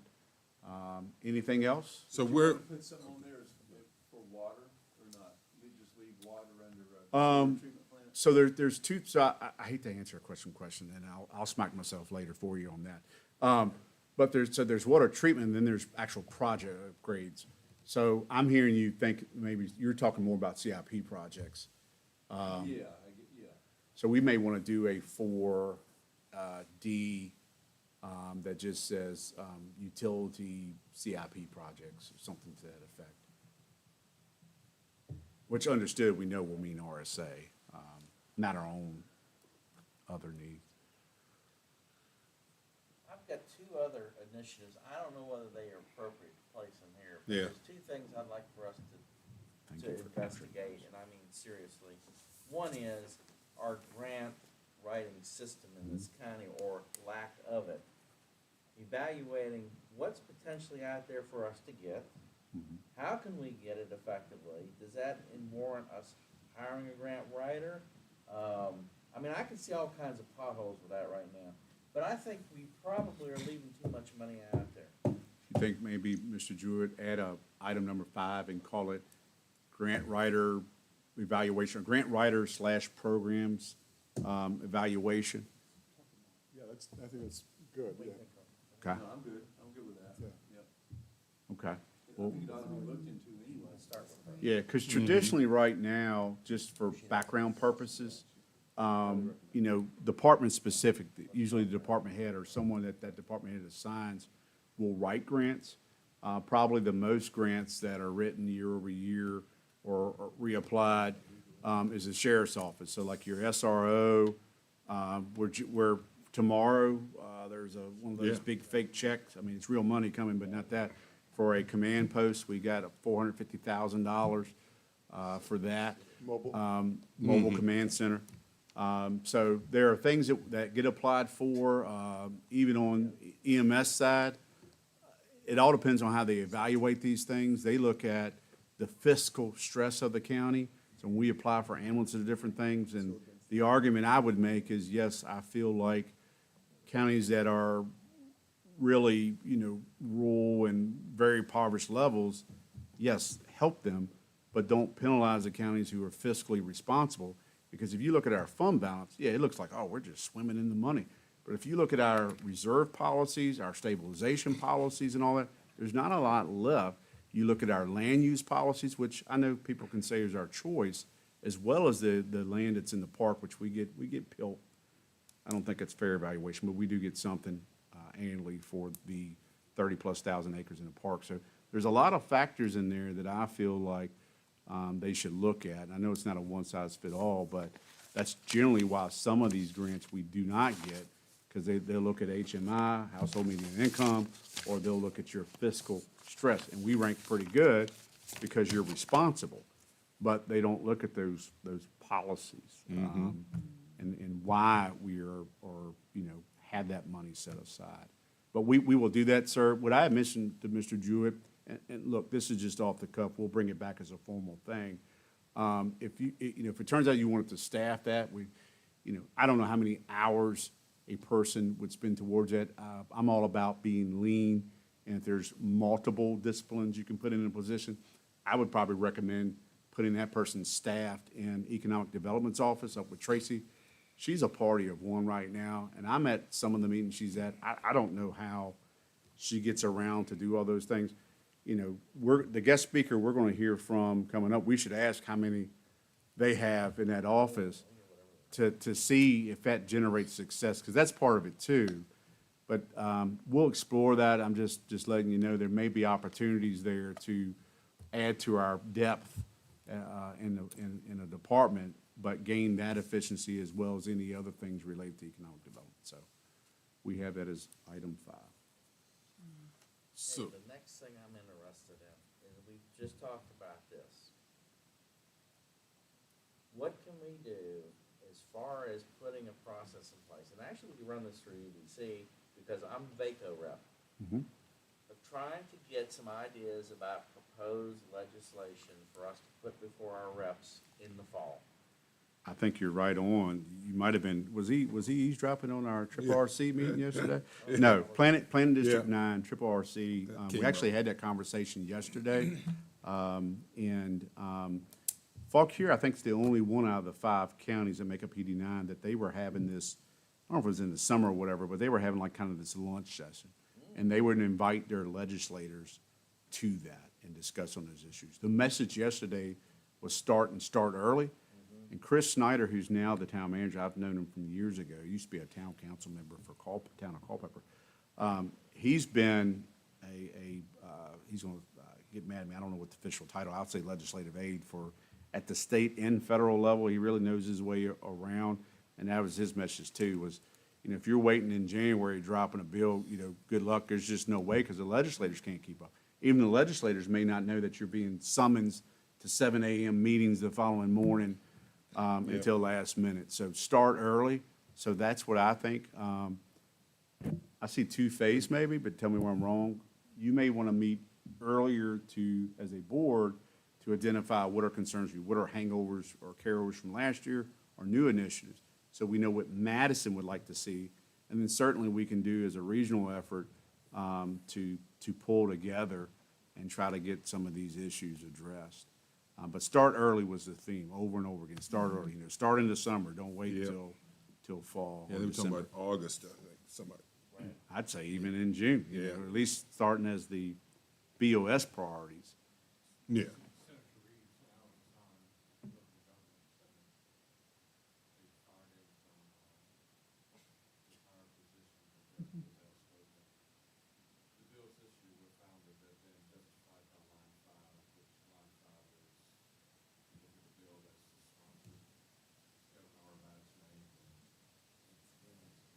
Yeah. Well, we got to get some D's on their side, So, then, don't we? am I hearing,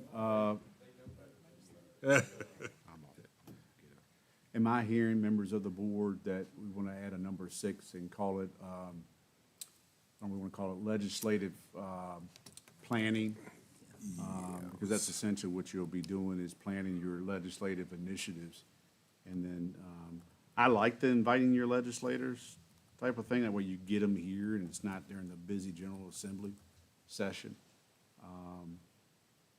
Yeah, and what I'm envisioning is, I agree that the early summer timeline, but one of the things that I think part of the process would be is that, and again, I'm volunteering myself, not you this time, Nancy or Jeff. I never heard the end of that yet. Because I'm the VACO rep and running, I think maybe this is something EDC could take on, is I'd like to go around to the different departments, the school system, talk, you know, the RSA conversations, who needs what? So we can come up with an, you know, an idea. Yeah, we wanna do a this, we list. wanna do this. Then we can get our legislators and ask them to get on board, or at least discuss it with them. But it's gonna be rough getting anything through the legislature that benefits small areas, I can tell you. Well, you saw that this year. But we can't, I mean, that's no reason to not try. That's right. The other thing that's interesting yesterday, it has nothing to do with your strategy, but it's worth mentioning, that 115-mile planned electrical upgrade from Campbell County to Culpeper. I didn't hear Culpeper's take it. It'd be interesting, because they stayed silent. They may oppose it as well, but majority of the group, it doesn't affect Madison. I think maybe some of that flying, even though they were mapping Madison, had to do with some of this line. But a lot of the other counties are like, how can we get together and oppose this? Yeah, I know. Well, Culpeper's got one data center that's almost ready to go and another one in the works, so I wasn't surprised that they didn't say anything. Yeah, and it starts in Campbell and then it ends, I don't even know where Yeet is. It looks like it's in between, Y-E-A-T, it's on the map. But it ends somewhere, it looks like where Culpeper may touch Spotsylvania or Stafford. What is it? Richard, Okay. They're like, up to like 170-foot tall structures. I did not go as far as that, thank you. But no, that's pretty sizable. I'd read it. That's kind of spilled over some into Madison County, and not to get far, and I'm speaking as a citizen now. Right. Not a supervisor. But Rapid Dam, Clark's Mountain, Rural Historic District, which is being proposed, for the purpose of stopping the transmission lines. Right. They've got all of my properties in that, I almost said the D word, in that district proposal, and I'm actually gonna petition the DHR to get out of it, because it's another layer of control, I don't like those things. But they just spilled over into Madison, just into Locustdale, of course.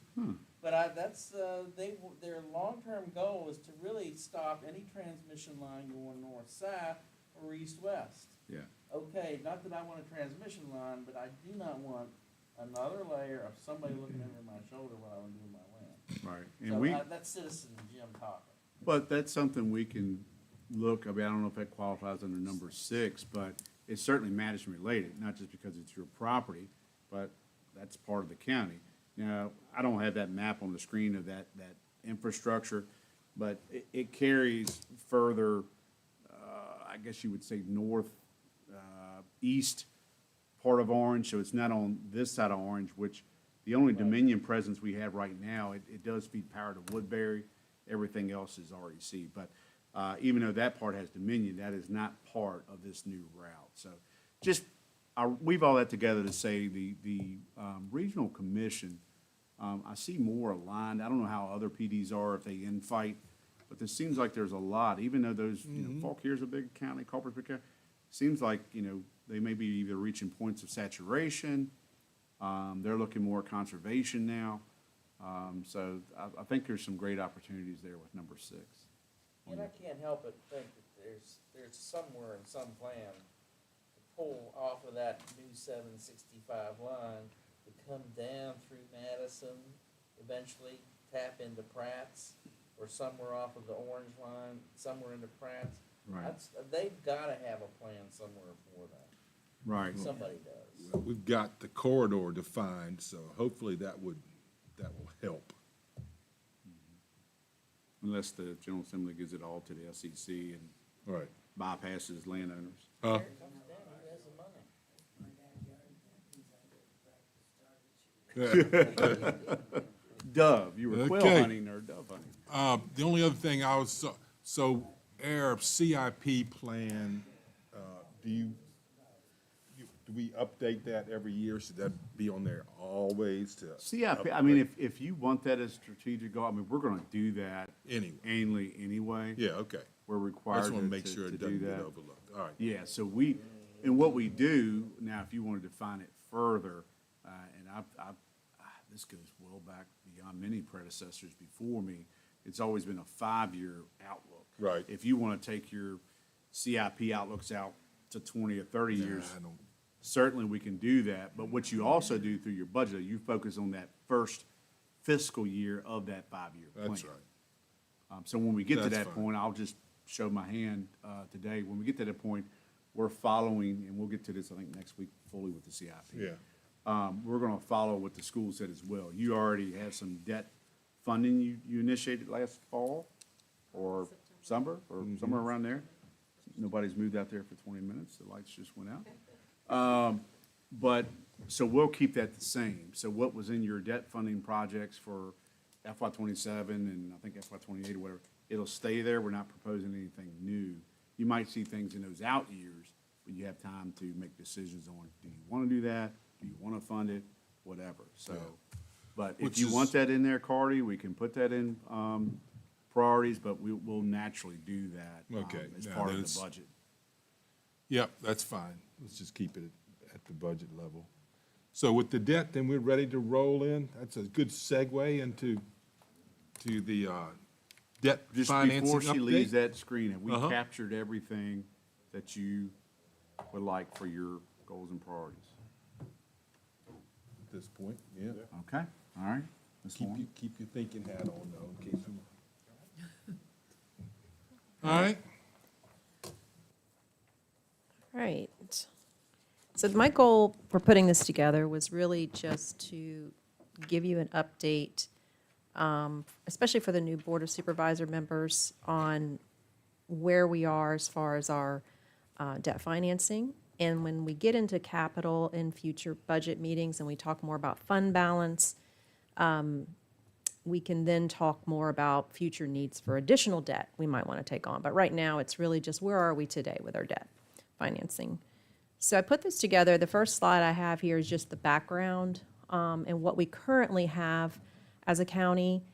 And so the first bullet is in June 2020, we had a closing. And as you can see there, this was prior to me, but it was 16.6 million was Series 2020A, was for county and school board capital projects, including that Madison primary school renovation and public radio system project. That was a 20-year at interest rate of 3%, and our principal balance right now as of February is $14.2 million. And then we have Series 2020B that was closed. It was 1.625 million. That was refunding of our Series 2017 bond, which the original amount of that was right at 2 million. That was financed 12 years through 2033 at an interest rate of 2.37. These are fixed rates. And the principal balance right now on that debt is $927,000. And then you have Series 2020C, 6.4 million. And that was refunding of Series 2013 bonds. That original amount was right at 10.8 million. 12 years, financed through 2033 at a rate of 2.39%, and our principal balance on that is roughly 3.9 million. So then we get to September of 2025, this past September, was when we closed on Series 2025. That was 4.16 million lease revenue bond, and that was county and school board capital projects that we identified for fiscal year 26 and 27. We decided through Davenport's recommendation to do 2 years interim financing, which would be interim from May 2026 through May 2028 payments. That would be interest-only payments. We did get a fixed rate of 3.73% with Webster Bank. And our principal balance right now, our principal balance that's due on our first, there's going to be a final principal balance due on May 1st, 2028 of the 4.1 million. So that'll be when we have to have it refinanced prior to May 1st, 2028 into long-term financing. and Davenport's working on that for us. We'll be meeting Yeah. with them on Okay. that. The next slide, I just wanted to show what where we came up with the 4 million, just as a reminder, these are the capital, debt financed capital items that we identified when we did the FY '26 and '27 planning. And as you can see, we've got both years up there. And so, 3.981 million was identified, and with closing costs, we took on 4.16 million debt. And this slide shows you how we're tracking the debt finance capital item projects.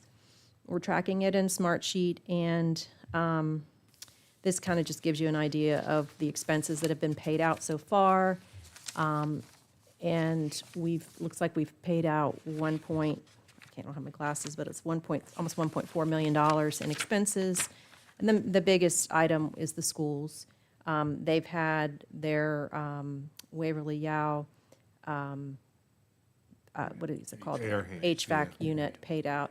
And then the county hasn't spent any of the funds yet that were budgeted. However, we are currently obtaining costs and moving towards contract award within 90 days on about $295,000 in our budgeted items. So just wanted to give you an idea of where we are with those projects that we financed.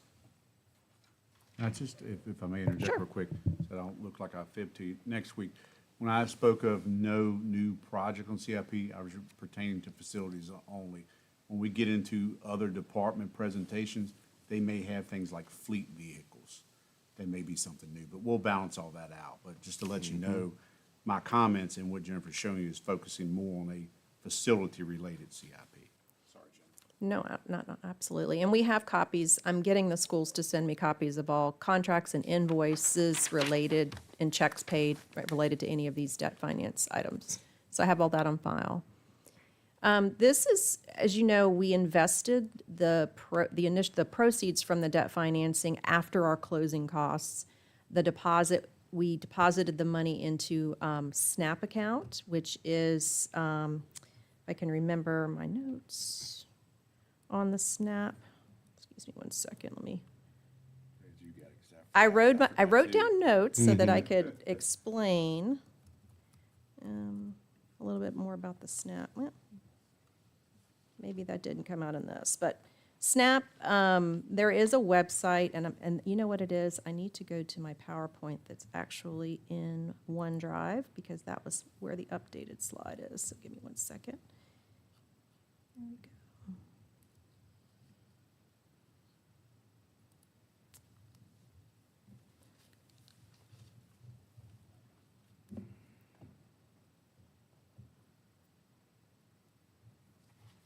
All right. There we go. So SNAP is the Virginia Treasury Board sponsored the program back in 1989, and it's to provide investment management, accounting, and arbitrage rebate calculation for proceeds of tax-exempt financing of Virginia governments. So the SNAP fund portfolio invests exclusively investments. I won't read the whole thing, but basically it's a way for us to earn interest on the debt proceeds. We, when we took it on, and let me see if I can put this back in PowerPoint mode. There we go.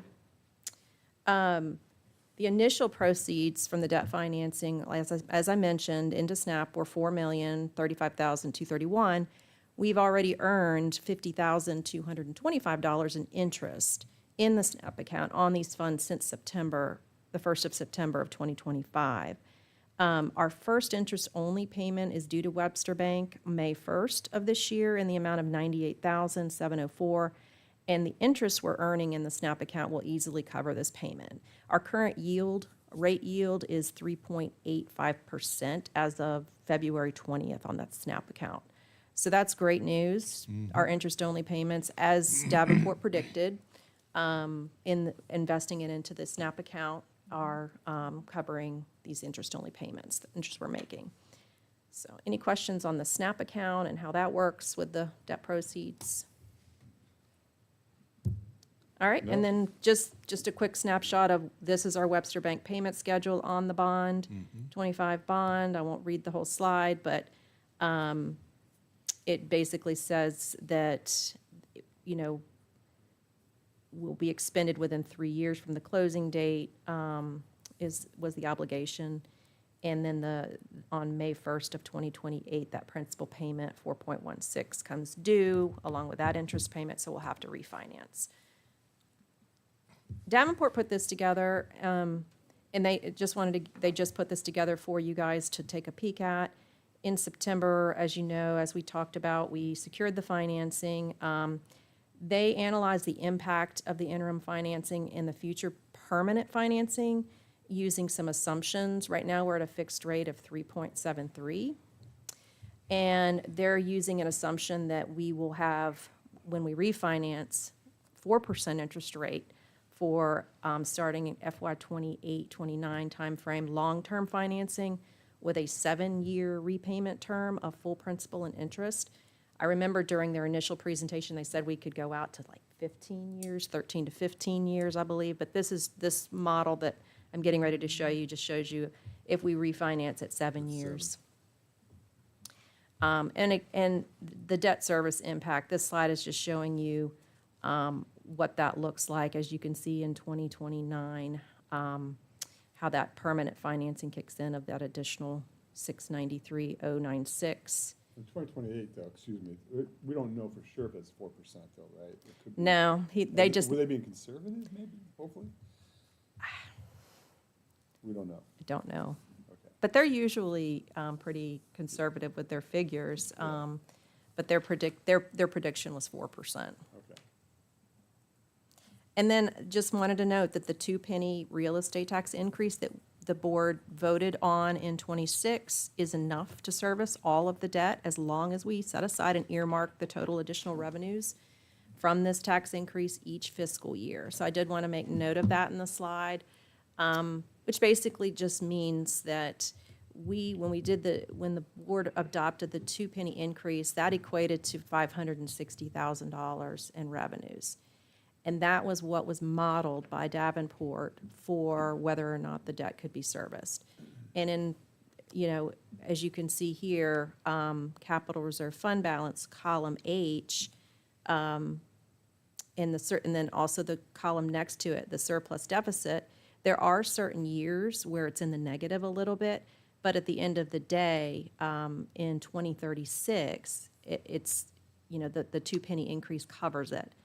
But as Davenport mentioned, just understand that you need to make sure you earmark that full 2-penny amount towards this. Don't use it for spending money on operating deficits, anything else. So we'll have to make sure that's earmarked every year for servicing this debt.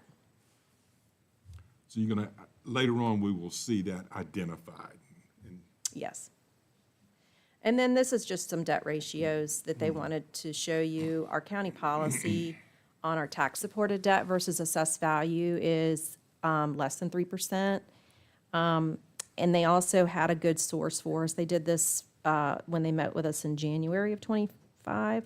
You can see the tax-supported debt versus assessed value in the surrounding counties or in other counties.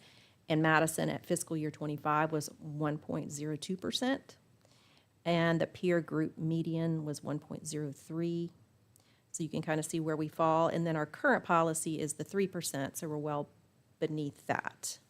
And this was, obviously, that one on the right was prior to us taking on the new debt. However, on the left is current with the new debt. They put that one just recently for me so that you could see what it looks like from 2026 down to 2041. Everything's still well under the 3%. And then another debt ratio that we have as a county is debt service versus governmental expenditures. Our policy is less than 10%. And on the right, you can see again, their source there was at fiscal year '25, and again, this was prior to us taking on the $4 million. We were at 3.6%, which is well under our 10%. And you can see the other counties, the peer group median is 5.4%. That was before the 4 million? Yes. Where does that put us now? They have over here in 26, I will get that specific, but it is under 4 still. And you can see in 2029, it's going to kick up when we do the permanent financing. And also, you know, assuming additional financing we might have. So, but the, you know, the policy itself under 10% is, we're well under that. And then just to close on this topic, next steps would be to finish our capital projects that were approved during the Series 2025 lease revenue bond financing. We would want to put together an updated capital plan for 5 to 10 additional years, however long the board sees fit. We could meet with Davenport again around the May 2027 timeframe to review that future capital plan and they would present a new proposal to the board. And then we would want to secure that permanent financing prior to May 1st, 2028 on the Series 2025 bond and roll into this any new debt financing that might be needed at that time. So all of our metrics, debt ratios are in good shape. We're tracking all of our projects in Smartsheet, and just wanted to give you a snapshot of where we are to date on debt. And I also have on, if you ever go to the finance dashboard for the county, at the very bottom has a section on debt, the debt of the county, and it shows all of our ratios and our payments that are coming due, so the general public can see that. Any questions? I got one. Sure. Maybe a couple. And thank you for answering all the other questions the other day. Sure. Is there any particular reason why we delay the starting on the principal payments until 2028? And I understand that we're getting it covered through the SNAP.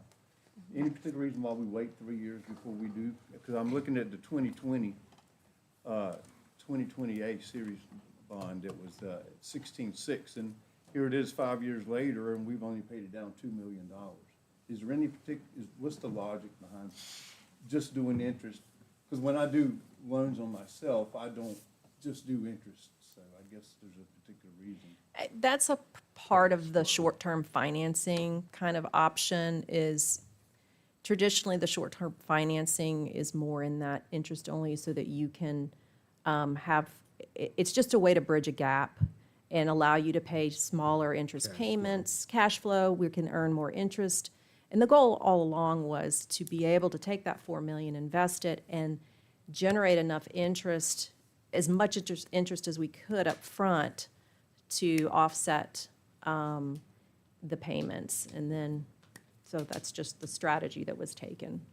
I hope that answered the question. Someone else, if anyone else has any input on that from our meetings with Davenport.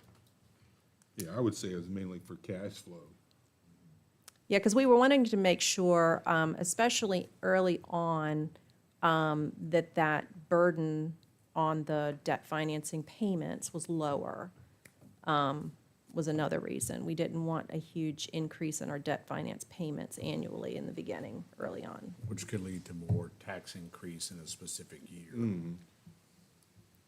Yeah, it's great that all our debt ratios are so positive, we still got to pay for it. Ms. Warren, I question, because I was thinking back on when we did this last year, and I must be mistaken, but I thought that the path that we chose, the strategy that we chose, Davenport was recommending that we would have to add another penny real estate tax this year. Is that correct? No, that was in a scenario. We had a couple different scenarios going with them, and one of the scenarios was taking on $6 million. And that scenario, which I have those slides, would have put us at an additional penny. But we ended up deciding to just do the $4 million. At the last minute, 11th hour, I called Davenport. I said, okay, what would it take not to have to do a penny increase? Where would our capital, what would our, and it was roughly $4 million. And then we went back and looked at the list, and we scaled the projects. So that was kind of how it happened. But you are correct, Mr. Jewett. There were slides that showed an additional penny might be needed in 27. Thank you for clarifying that.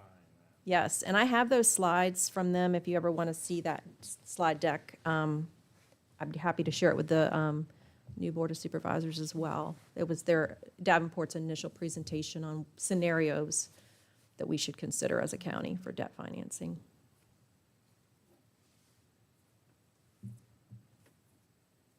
Anything else? What else? The only thing I would add to that, just for the benefit of all board members, when you did go back and scale those projects based on that 4 million, when we developed that list, we try to look at assets that you're replacing that were 10 years or beyond, that have life cycles of that, so you weren't borrowing money for something that was a 1 year, carpet or something like that. So that was kind of the strategy with the borrowing, but as well as what you finance for items that were gonna be 10 years or beyond. Your 10-year life? Yes, sir. You're talking about, yeah. I know this is probably a basic question, I probably shouldn't even ask it, but why, if we're looking at 10 years, why aren't we increasing that 1 or 2 pennies now to pay for that instead of Good. these loans, I mean, and That is a strategy the board could consider, and we can model that, what it could look like for future. And Davenport's definitely on board with modeling whatever scenarios, we might want to consider. are we just afraid that the public would rebel against that? Or I mean, I would think that instead of paying interest payments, if we plan ahead and had that money in the bank. Judd, I was thinking the same thing. I think either one of those scenarios, you'd be looking at adjusting you're either cutting some funding to offset that, or you're increasing one of your revenue streams, which is passed on to tax.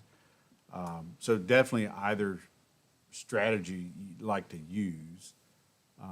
Interest only, getting back to that, I think it allows yourself to kind of get set on some projects, and hopefully that rate goes this way and not up. Because that's the disadvantage of doing that way is, what happens if the economy and rates go up to 7 or 8%. That was the main reason why I was asking, Brian, where would it affect most people if you were to go up, for that same particular reason. Right. And I think when we look at the revenues, next week, Ms. Murray and Mr. Daniel are going to present their just the initial revenues.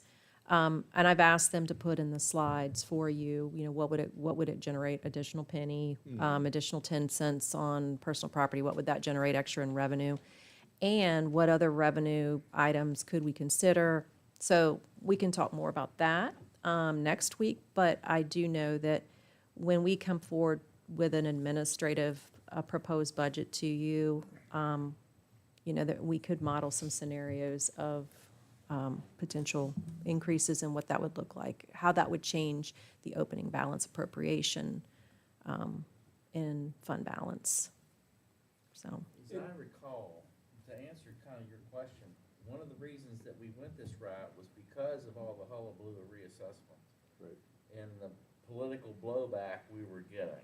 So we chose this. I think it's good to reevaluate after we see how this budget's gonna settle out for this year. Because we just might need to hold this, but no, I agree, I don't like the debt. and I was very glad you asked that question to the schools, Mr. Buchanan, because the whole time they were presenting, I was thinking that, I was looking at the bottom line, going from 24.5 million budget to a 26. Yeah, we might not have any new funding this year, but what is that gonna look like in future years? So I was thinking the same exact thing. So those are the kinds of things that, we want to consider as well. So if the median's at 360,000, just say, and you went up 1 penny, what does that mean back to that person that's got $360,000? Take it. That's something that Mr. Daniel has presented for us before, and we can get him to, Yeah. Should you around additional, what, $40 or $120? yes. $60 a year or something like that. Yeah, $40. 36 bucks. Oh, Yes, we have to Yeah, a file. penny is 36 bucks. We have to do arbitrage filings, yes, so that we have a company that does that, or consultants that do that for It us. just seems But like these are there's tax several exempt. loans that have been taken out, and I'm like, where are we ever gonna catch up? And is there gonna be more borrowing? Well, and that's a good We can look at point. that. And and this is where I We should look at that disagree together. somewhat with Davenport's Yeah. approach, but it's standard in that, what some debt financing is applicable because you're spreading out the benefit to future years, to future citizens. It's not just, trying to pay for everything right now. It's gonna benefit people down the road over the next 10 years. I would add to that, I mean, if you look at, and school's got a project list too, we hired the same company to do a condition assessment report. If you look at your total, if you want to say backlog maintenance, then really that's where it's at. If you have 26 million, I'm throwing the number out, I'm not saying that's the number today, but if you had $26 million of debt, or excuse me, of backlog maintenance needs, what's the priority of those projects? What's the total going to be of those priority projects? And how you fund it. So that's really, I mean, you just heard today, a feasibility study will probably occur to look at renovation versus new school. That is a big undertaking. So I would look at, surely you can look at our list of projects, prioritize them, but also look at when does existing debt fall off, which includes that 4 million that we have to term out.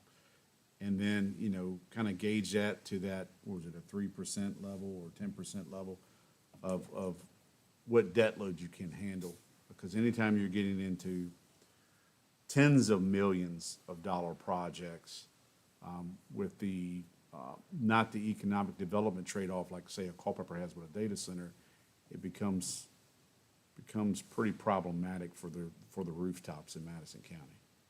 That's where that 1% comes in for the school construction to help with that. Because that's going to be your main future expense. Yeah, immediate. Correct. I have another question, right? So if we did either raise the 2 pennies or whatever it is to fund future capital project, improvement projects, could that money go into that SNAP account we're talking about? No. Or even some of the money that we have to hold back 18% in the fund that we can't use, right? But you can restrict beyond that, if I'm hearing kind of your approach right. If you Within want to their do, own- if you raise taxes and, for that specific purpose of CIP, and you wanted that to become restricted, you designate what's unassigned versus restricted. So you could do that. It's a clean way to show, and correct me if I'm wrong, you're the finance guru, but it's a clean way to show it in the audit that, while yes, we may have raised rates, this money's going here and it's restricted. It's not unassigned, which could then be used for whatever. Well, I know just how we took this loan out for 4 million. And we put that in the SNAP fund or account you just talked about. Can we take any of our money that's restricted, or I if think- we raise any money, I- can that go in there? I don't think I think there's restrictions on that because of the arbitrage rules and all of the reporting that we have to do with the bond proceeds. But I am going to double check with with Davenport on that. Because it can't stay in there No, forever. It's gotta be. they're very, there's definitely rules and regulations on when the money has to be spent down, how much has to be spent down by a certain amount of time. You have to file your arbitrage, do we have to pay the IRS funds for extra interest we're earning over a certain amount? So it's very strict, but it's a good question. I'm gonna ask and if it's related to the debt financing. Okay. We do have interest-bearing checking accounts that their treasurer puts money in. This is considered a small, though, Yeah. it's exempt. Because it's It's funded a restricted. certain It's amount of money. Yeah. That's sitting in the bank account that's Or is that earning. We should talk more about that one. 2%? You know what I mean? I'm sorry? What's the interest we're earning on our restricted funds that Stephanie's got sitting in the bank? What's the bank paying us interest? She invests, now that's gonna be when she comes next week with revenue, ask her some questions on her and what, she has a lot of our county money invested in certain, I can't remember the name of the funds that she has, but she's earning, I wanna say she was earning 3 to 4% there for a little bit. But there's a pool that she is in with a lot of our money. So Miss Murray can give really good insight into where actually, it's not just in one checking account. I don't, Right. there's an investment. I think that would be something good for her to present to you. Okay. So I'll ask her to do that. It'd be a fair statement to say, though, that capital improvement, as time goes on, day by day, month by month, year by year, capital improvements will keep coming up. They Probably continue to spend it now. they will continue to, capital projects will be there. They'll be there at various level needs. You know, I'm just thinking off the top of my head, I don't have it all in front of me, but, you know, if you get into a chiller that may be a couple $100,000, or, you know, roofing, or, yeah. Yeah, it could be anything collectively. And then your fleet needs, our highest right now is an ambulance is about $500,000. So, and those things are 5 to 7 year assets. So there are continuous annual. We try not to let those, you know, hit all at one time where you're hitting $1 million of capital expenses. But certainly it depends on the project, you know. The best thing I would advise is, you know, and we try to do that somewhat, when the board approved the debt financing, is try to group things together. If you know you need windows replaced at the courthouse, where else do you need them? And try to make the value there, so when someone bids on them, you get your best pricing. There may be some times where you may only choose, all right, we're just gonna do this building. So, certainly you control when they're financing, unless it's something that, you know, knock on wood, we had a couple unexpected emergencies, I don't wanna add to it. You know, unless something like that major pops up, you know, you can scale when you want some of those, items to hit. So you don't, again, you don't have that one year that's $1 million, and then the next year you might have 150,000. You wanna try to spread that out. So we can talk more with capital projects and when Ms. Murray presents on those types of questions. I'll ask her if she could touch on investment, where funds are invested and how much she's earning in her presentation. But I know I've asked that question to her, Mr. Buchanan, and she's told me in the past, it was like 4% at one point. I'm sure it's different now, but that it's pretty good interest income, a certain amount. Thank you. Yeah. What's that? Yeah, really. This property is way underpriced. Delinquent accounts, yeah. One with the pool. So, Your assessment. any other questions on this topic? No, ma'am. Yeah, don't pack it up yet. Well, no. I was going to ask the board talking about if you would like for me to give you a snapshot or just a quick thing on the health insurance Oh, yeah. while we have a few minutes.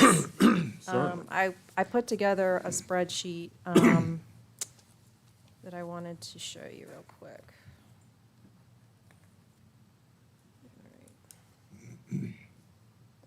So did our increase come in at 16.7, just like there? Yes, we have a pooled plan with the Yeah, with the So, yeah. So what I have Tilly help me with this every year. I know this is gonna be a lot to digest, and it's not a very big, these numbers are hard to read probably on the screen, so I'm gonna make it as big as I can. But I did want to mention, first of all, just pay attention to column J. Right now, the way we've been doing our increases every year, this is kind of what the county's percentage is paying towards each of the plans. We've got, first of all, what's called a Key Care Advantage 500 with comprehensive dental. That's our most expensive plan. Then we've got a $1,000 deductible. It's a little bit cheaper plan. Then we offer a high deductible plan, which has that $3,400 and $6,800 deductible, which is our least expensive plan. And then employees are also allowed to pick those same 3 plans, but with, instead of comprehensive dental, they can pick preventative dental, which is just less dental coverage. Right now, for a single person, the county's paying 89% on the most expensive plan for a single person. The premium's going up to $1,049. The county, depending on how you go, if you stuck with the 89%, you know, I can show you that in a minute. But just to give you an idea, the census too, 35 employees are on the most expensive single plan, 10 employees are on the dual and the most expensive plan, and 23 families. I've added some vacant positions, 3 vacant positions here, just so I make sure I get those in the budget. But the census is basically showing the majority of people are in this most expensive plan.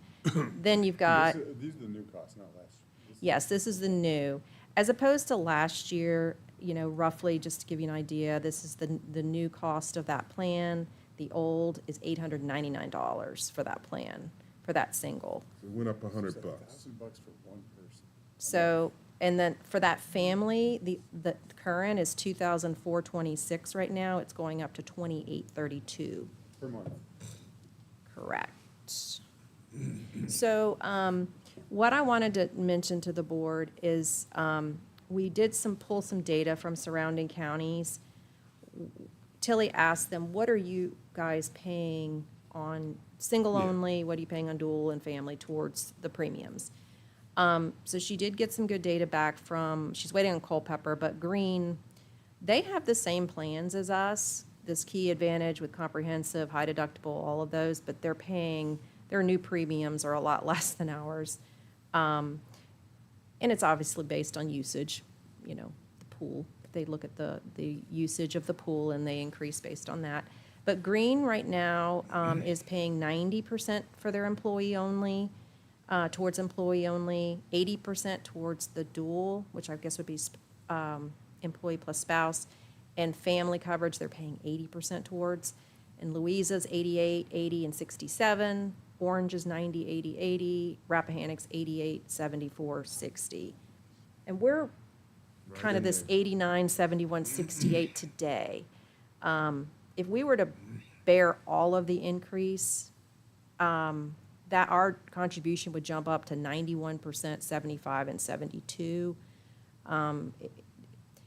My recommendation was going to be that the board consider a couple things.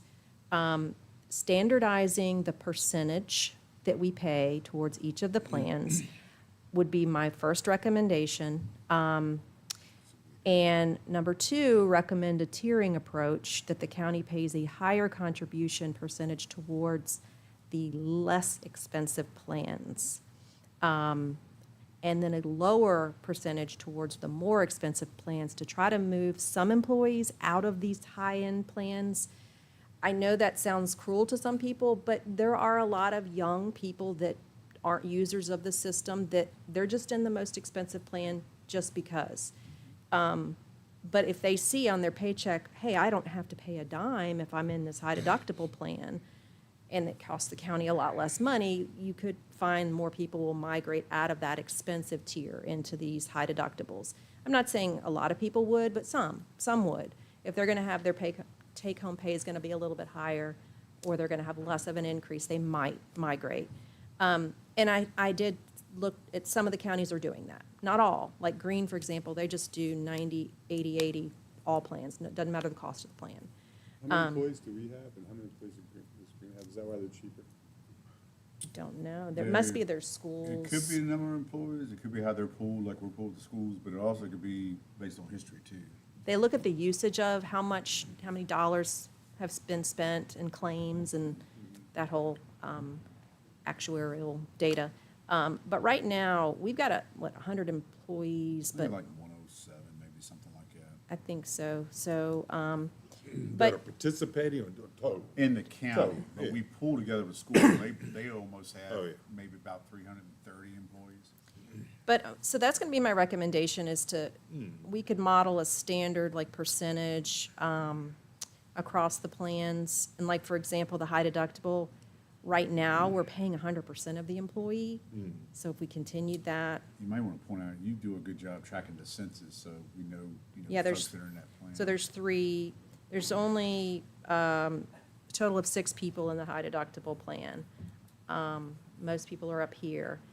And so I've modeled it so that we can see what the additional amount for the employee would be per month if we like play with this figure. If we decided we're gonna pay 90%, the employee's premium's only gonna go up $7. If we wanted to do the so I've got it set up for us. I think what I'd like to show you last before we adjourn tonight is that what I budgeted in the budget right now is basically $1.4 million. That was that 5% increase total that I put as a placeholder. Right now, the way I have it modeled with this kind of tiering of the plans, paying a little bit less for these more expensive plans, we would have to pay, it would be about an additional $95,000 increase to the budget projections across all the, After the 3%. What? That's after the 3%. This is basically just looking at the expense of our actual health insurance premiums. We would basically add another $95,000 in expense to the overall budget. Yeah, the 3%'s the COLA. So, I'll take the direction of the board, however you think, but I was thinking Jonathan and I could work on, after Tilly gets Culpepper's information, maybe some percentage standardization across these plans. If you have any input on how, to do, how you'd like to see that, but just to try to keep it as least as possible. If we take on the full cost, I know that's a question you probably have. If we took on the full cost, the extra right now is about $190,000. If we did not pass along any of the cost, it'd be about $190,000 to the county. Who is our insurance company we use now? Anthem. Anthem? Mm-hmm. Have we looked at anybody else? It's been a while. Now, of course, we do pull at the schools. At some point, it would make sense to talk to the broker and shop that out.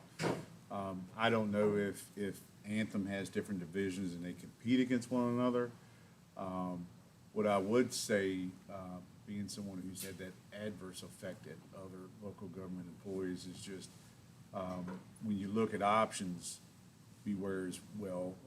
I think when the town of Warrenton moved from Anthem to United Healthcare, there were some savings there, but it wasn't just the premium passage that went on to the employees. It was it shifts out of network. There was a lot of downturn effects. So Anthem, I know, is the big standard, but certainly I think at some point it would be advantageous for us to do that. I can't remember the school's talking points on that when we spoke to them. Yeah, I think that would definitely be something that would need to start early on. And I do think there's other strategies that could be looked at, like maybe increasing the amount that's paid to, I think there's an employee-only HSA or something that we pay towards. We could pay a little bit more in that if you got someone on a high deductible plan to push some people over. But at the end of the day, 109, this is costing the county if we don't do anything, if we don't pass on any of the costs, $190,000 in extra premiums. Can't do that. So, Yeah, at Skyline, we decide how much we can afford to pay, then we back into the other. So So that's that's a a little good bit of approach. what your Yeah. model so that's, has. and we can, Right. the way it's set up, I can put percentages in, and it'll show Yeah. us exactly what the bottom What it line would impact take. is. The only thing I would add in there, and I know my job is to advocate for the team, but I also have to advocate for fiduciary responsibility. But at a minimum, is when, I would recommend when you're evaluating this, as Jennifer talked about, think about standardizing your percentage you want to pick up. But look what the new rate would be, because if you give a COLA of X, if you decide to do that, let's just use some raw hypothetical numbers. If your COLA gives someone $100 a month increase in salary, but their insurance contribution is going to be $125, then their take-home pay is shrinking. So I would just encourage the board, or respectfully request, as I'm a taxpayer too, to at least factor that in. If it's break even or they earn a little more, but if it's where they're losing take-home pay. On the COLA side, I know we're talking health insurance right now. Jennifer's evaluated, we looked at things, whether it's Social Security, there's other CPI factors you could look at to track where that's at. That's where that 3% number came from. So just a little background. Yeah, I would love to see more people go from this expensive plan, even if a few more went down to the high deductible. I know that's Yeah. hard on some people, but there are, like I said, young people that really don't That aren't use it. even using it. use it for 40 years. And if you're Yeah. putting money into their HSA as an incentive to Right. not use, or to not be on that expensive plan, I mean, look at the savings. It goes from $2,800 a month to $2,300 a month. Yes, it is a high deductible. I get it. I'm in that plan, high deductible, because I choose, Well, the high deductible is 1,000? no, it's 3,400 and 6,800. See, I can't read that. Yeah, sorry, it is hard to read, my apologies. have to- What's wrong there? But there is, that is the highest deductible plan. So, but this is with full dental? Comprehensive dental, correct. Okay, not all insurance plans have the dental. And I'm wondering what would happen if we took the dental part off? Yeah. That, I don't know if other insurance, I'm sure there's some other provider. I know years ago, I had to make a decision earlier in my local government career. You know, it was actually cheaper to move out away from the employer. I went through State Farm, at that time in Culpeper and got my insurance that way, health insurance that way. I don't know if others will offer that dental.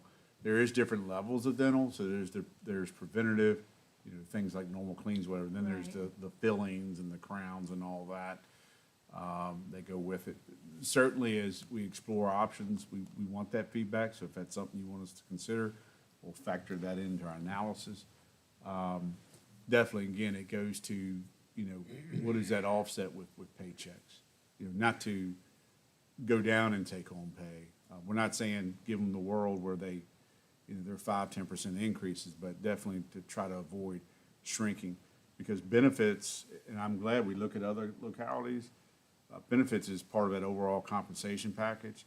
So where we might not, you know, I know there's gonna be some departments that are gonna ask for, hey, we realize you're asking for, or we're gonna ask for a 3%. Probably want more for our starting salary.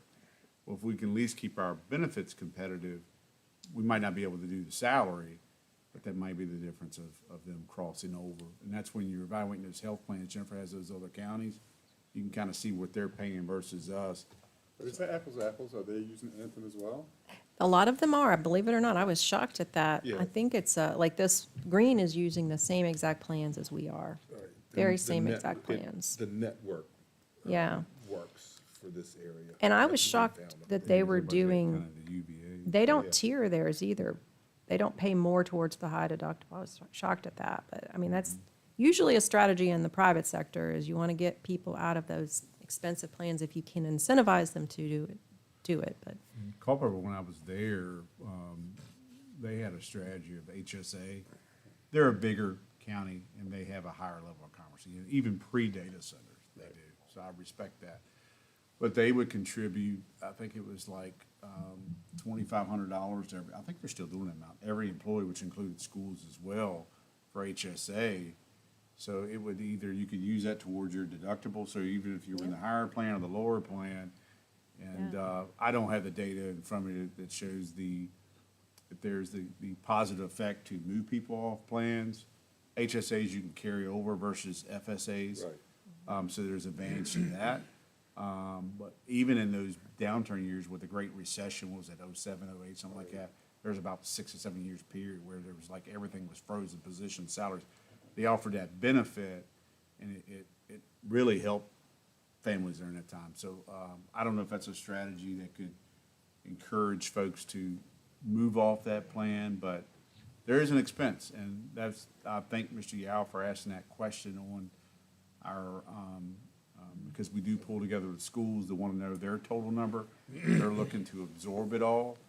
You know, hopefully there can be some parity that both bodies can find when they're approaching health insurance. the other thing before we adjourn tonight, I did want to bring up the issue of the policy we have where if the employee works for the county and works for the school, I don't remember the specifics. Is that something we want to bring up, whether we want to continue that? So we have a couple, thank you for that. We have a couple scenarios, if you will, where you can have spouses, one works for local government, one may work for the schools, or one may work for local government and the other works for DSS.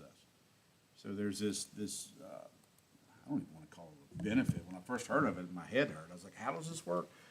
But some way there's an offset like, I think for the example with us versus in the spouse in the schools, we send I think, do we transfer funds for the We send a premium of the check. school? We send a check every And the quarter. same thing for DSS, so there's something in there we could look to explore.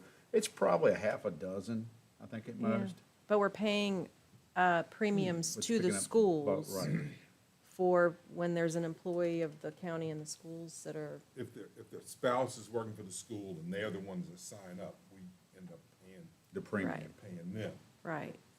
But my point in bringing this issue up is if they're absorbing that whole premium increase, Yeah. then the bill to us is going to be significantly Yeah, more. More. So Right. those are kind of things that we might want to consider as well. Is that do we really want to continue that? And We can look at it, I mean, I don't, I can give you an example, we can check their policy, because they addressed it years ago with the town of Culpeper. I can't remember how they handled that, but they did that because I mean, even if you got 6 people. other employees are like, well, hey, I don't get that benefit. it's a pretty big, I'll definitely report back on what that costs us, because I think that's a relevant question to answer before we make a decision. But anyway, I have the model. If, Yeah, I'd like, I will put this in the folder for you, Okay. Mr. Yao, because I know you like to play with I spreadsheets. mean, talking about whether your paycheck would shrink or not, though, that depends on how much, what your salary is. Right. Already too, so I mean. Right. You know, beginning teacher and a teacher that's been here 20 years or here, beginning employee's been here.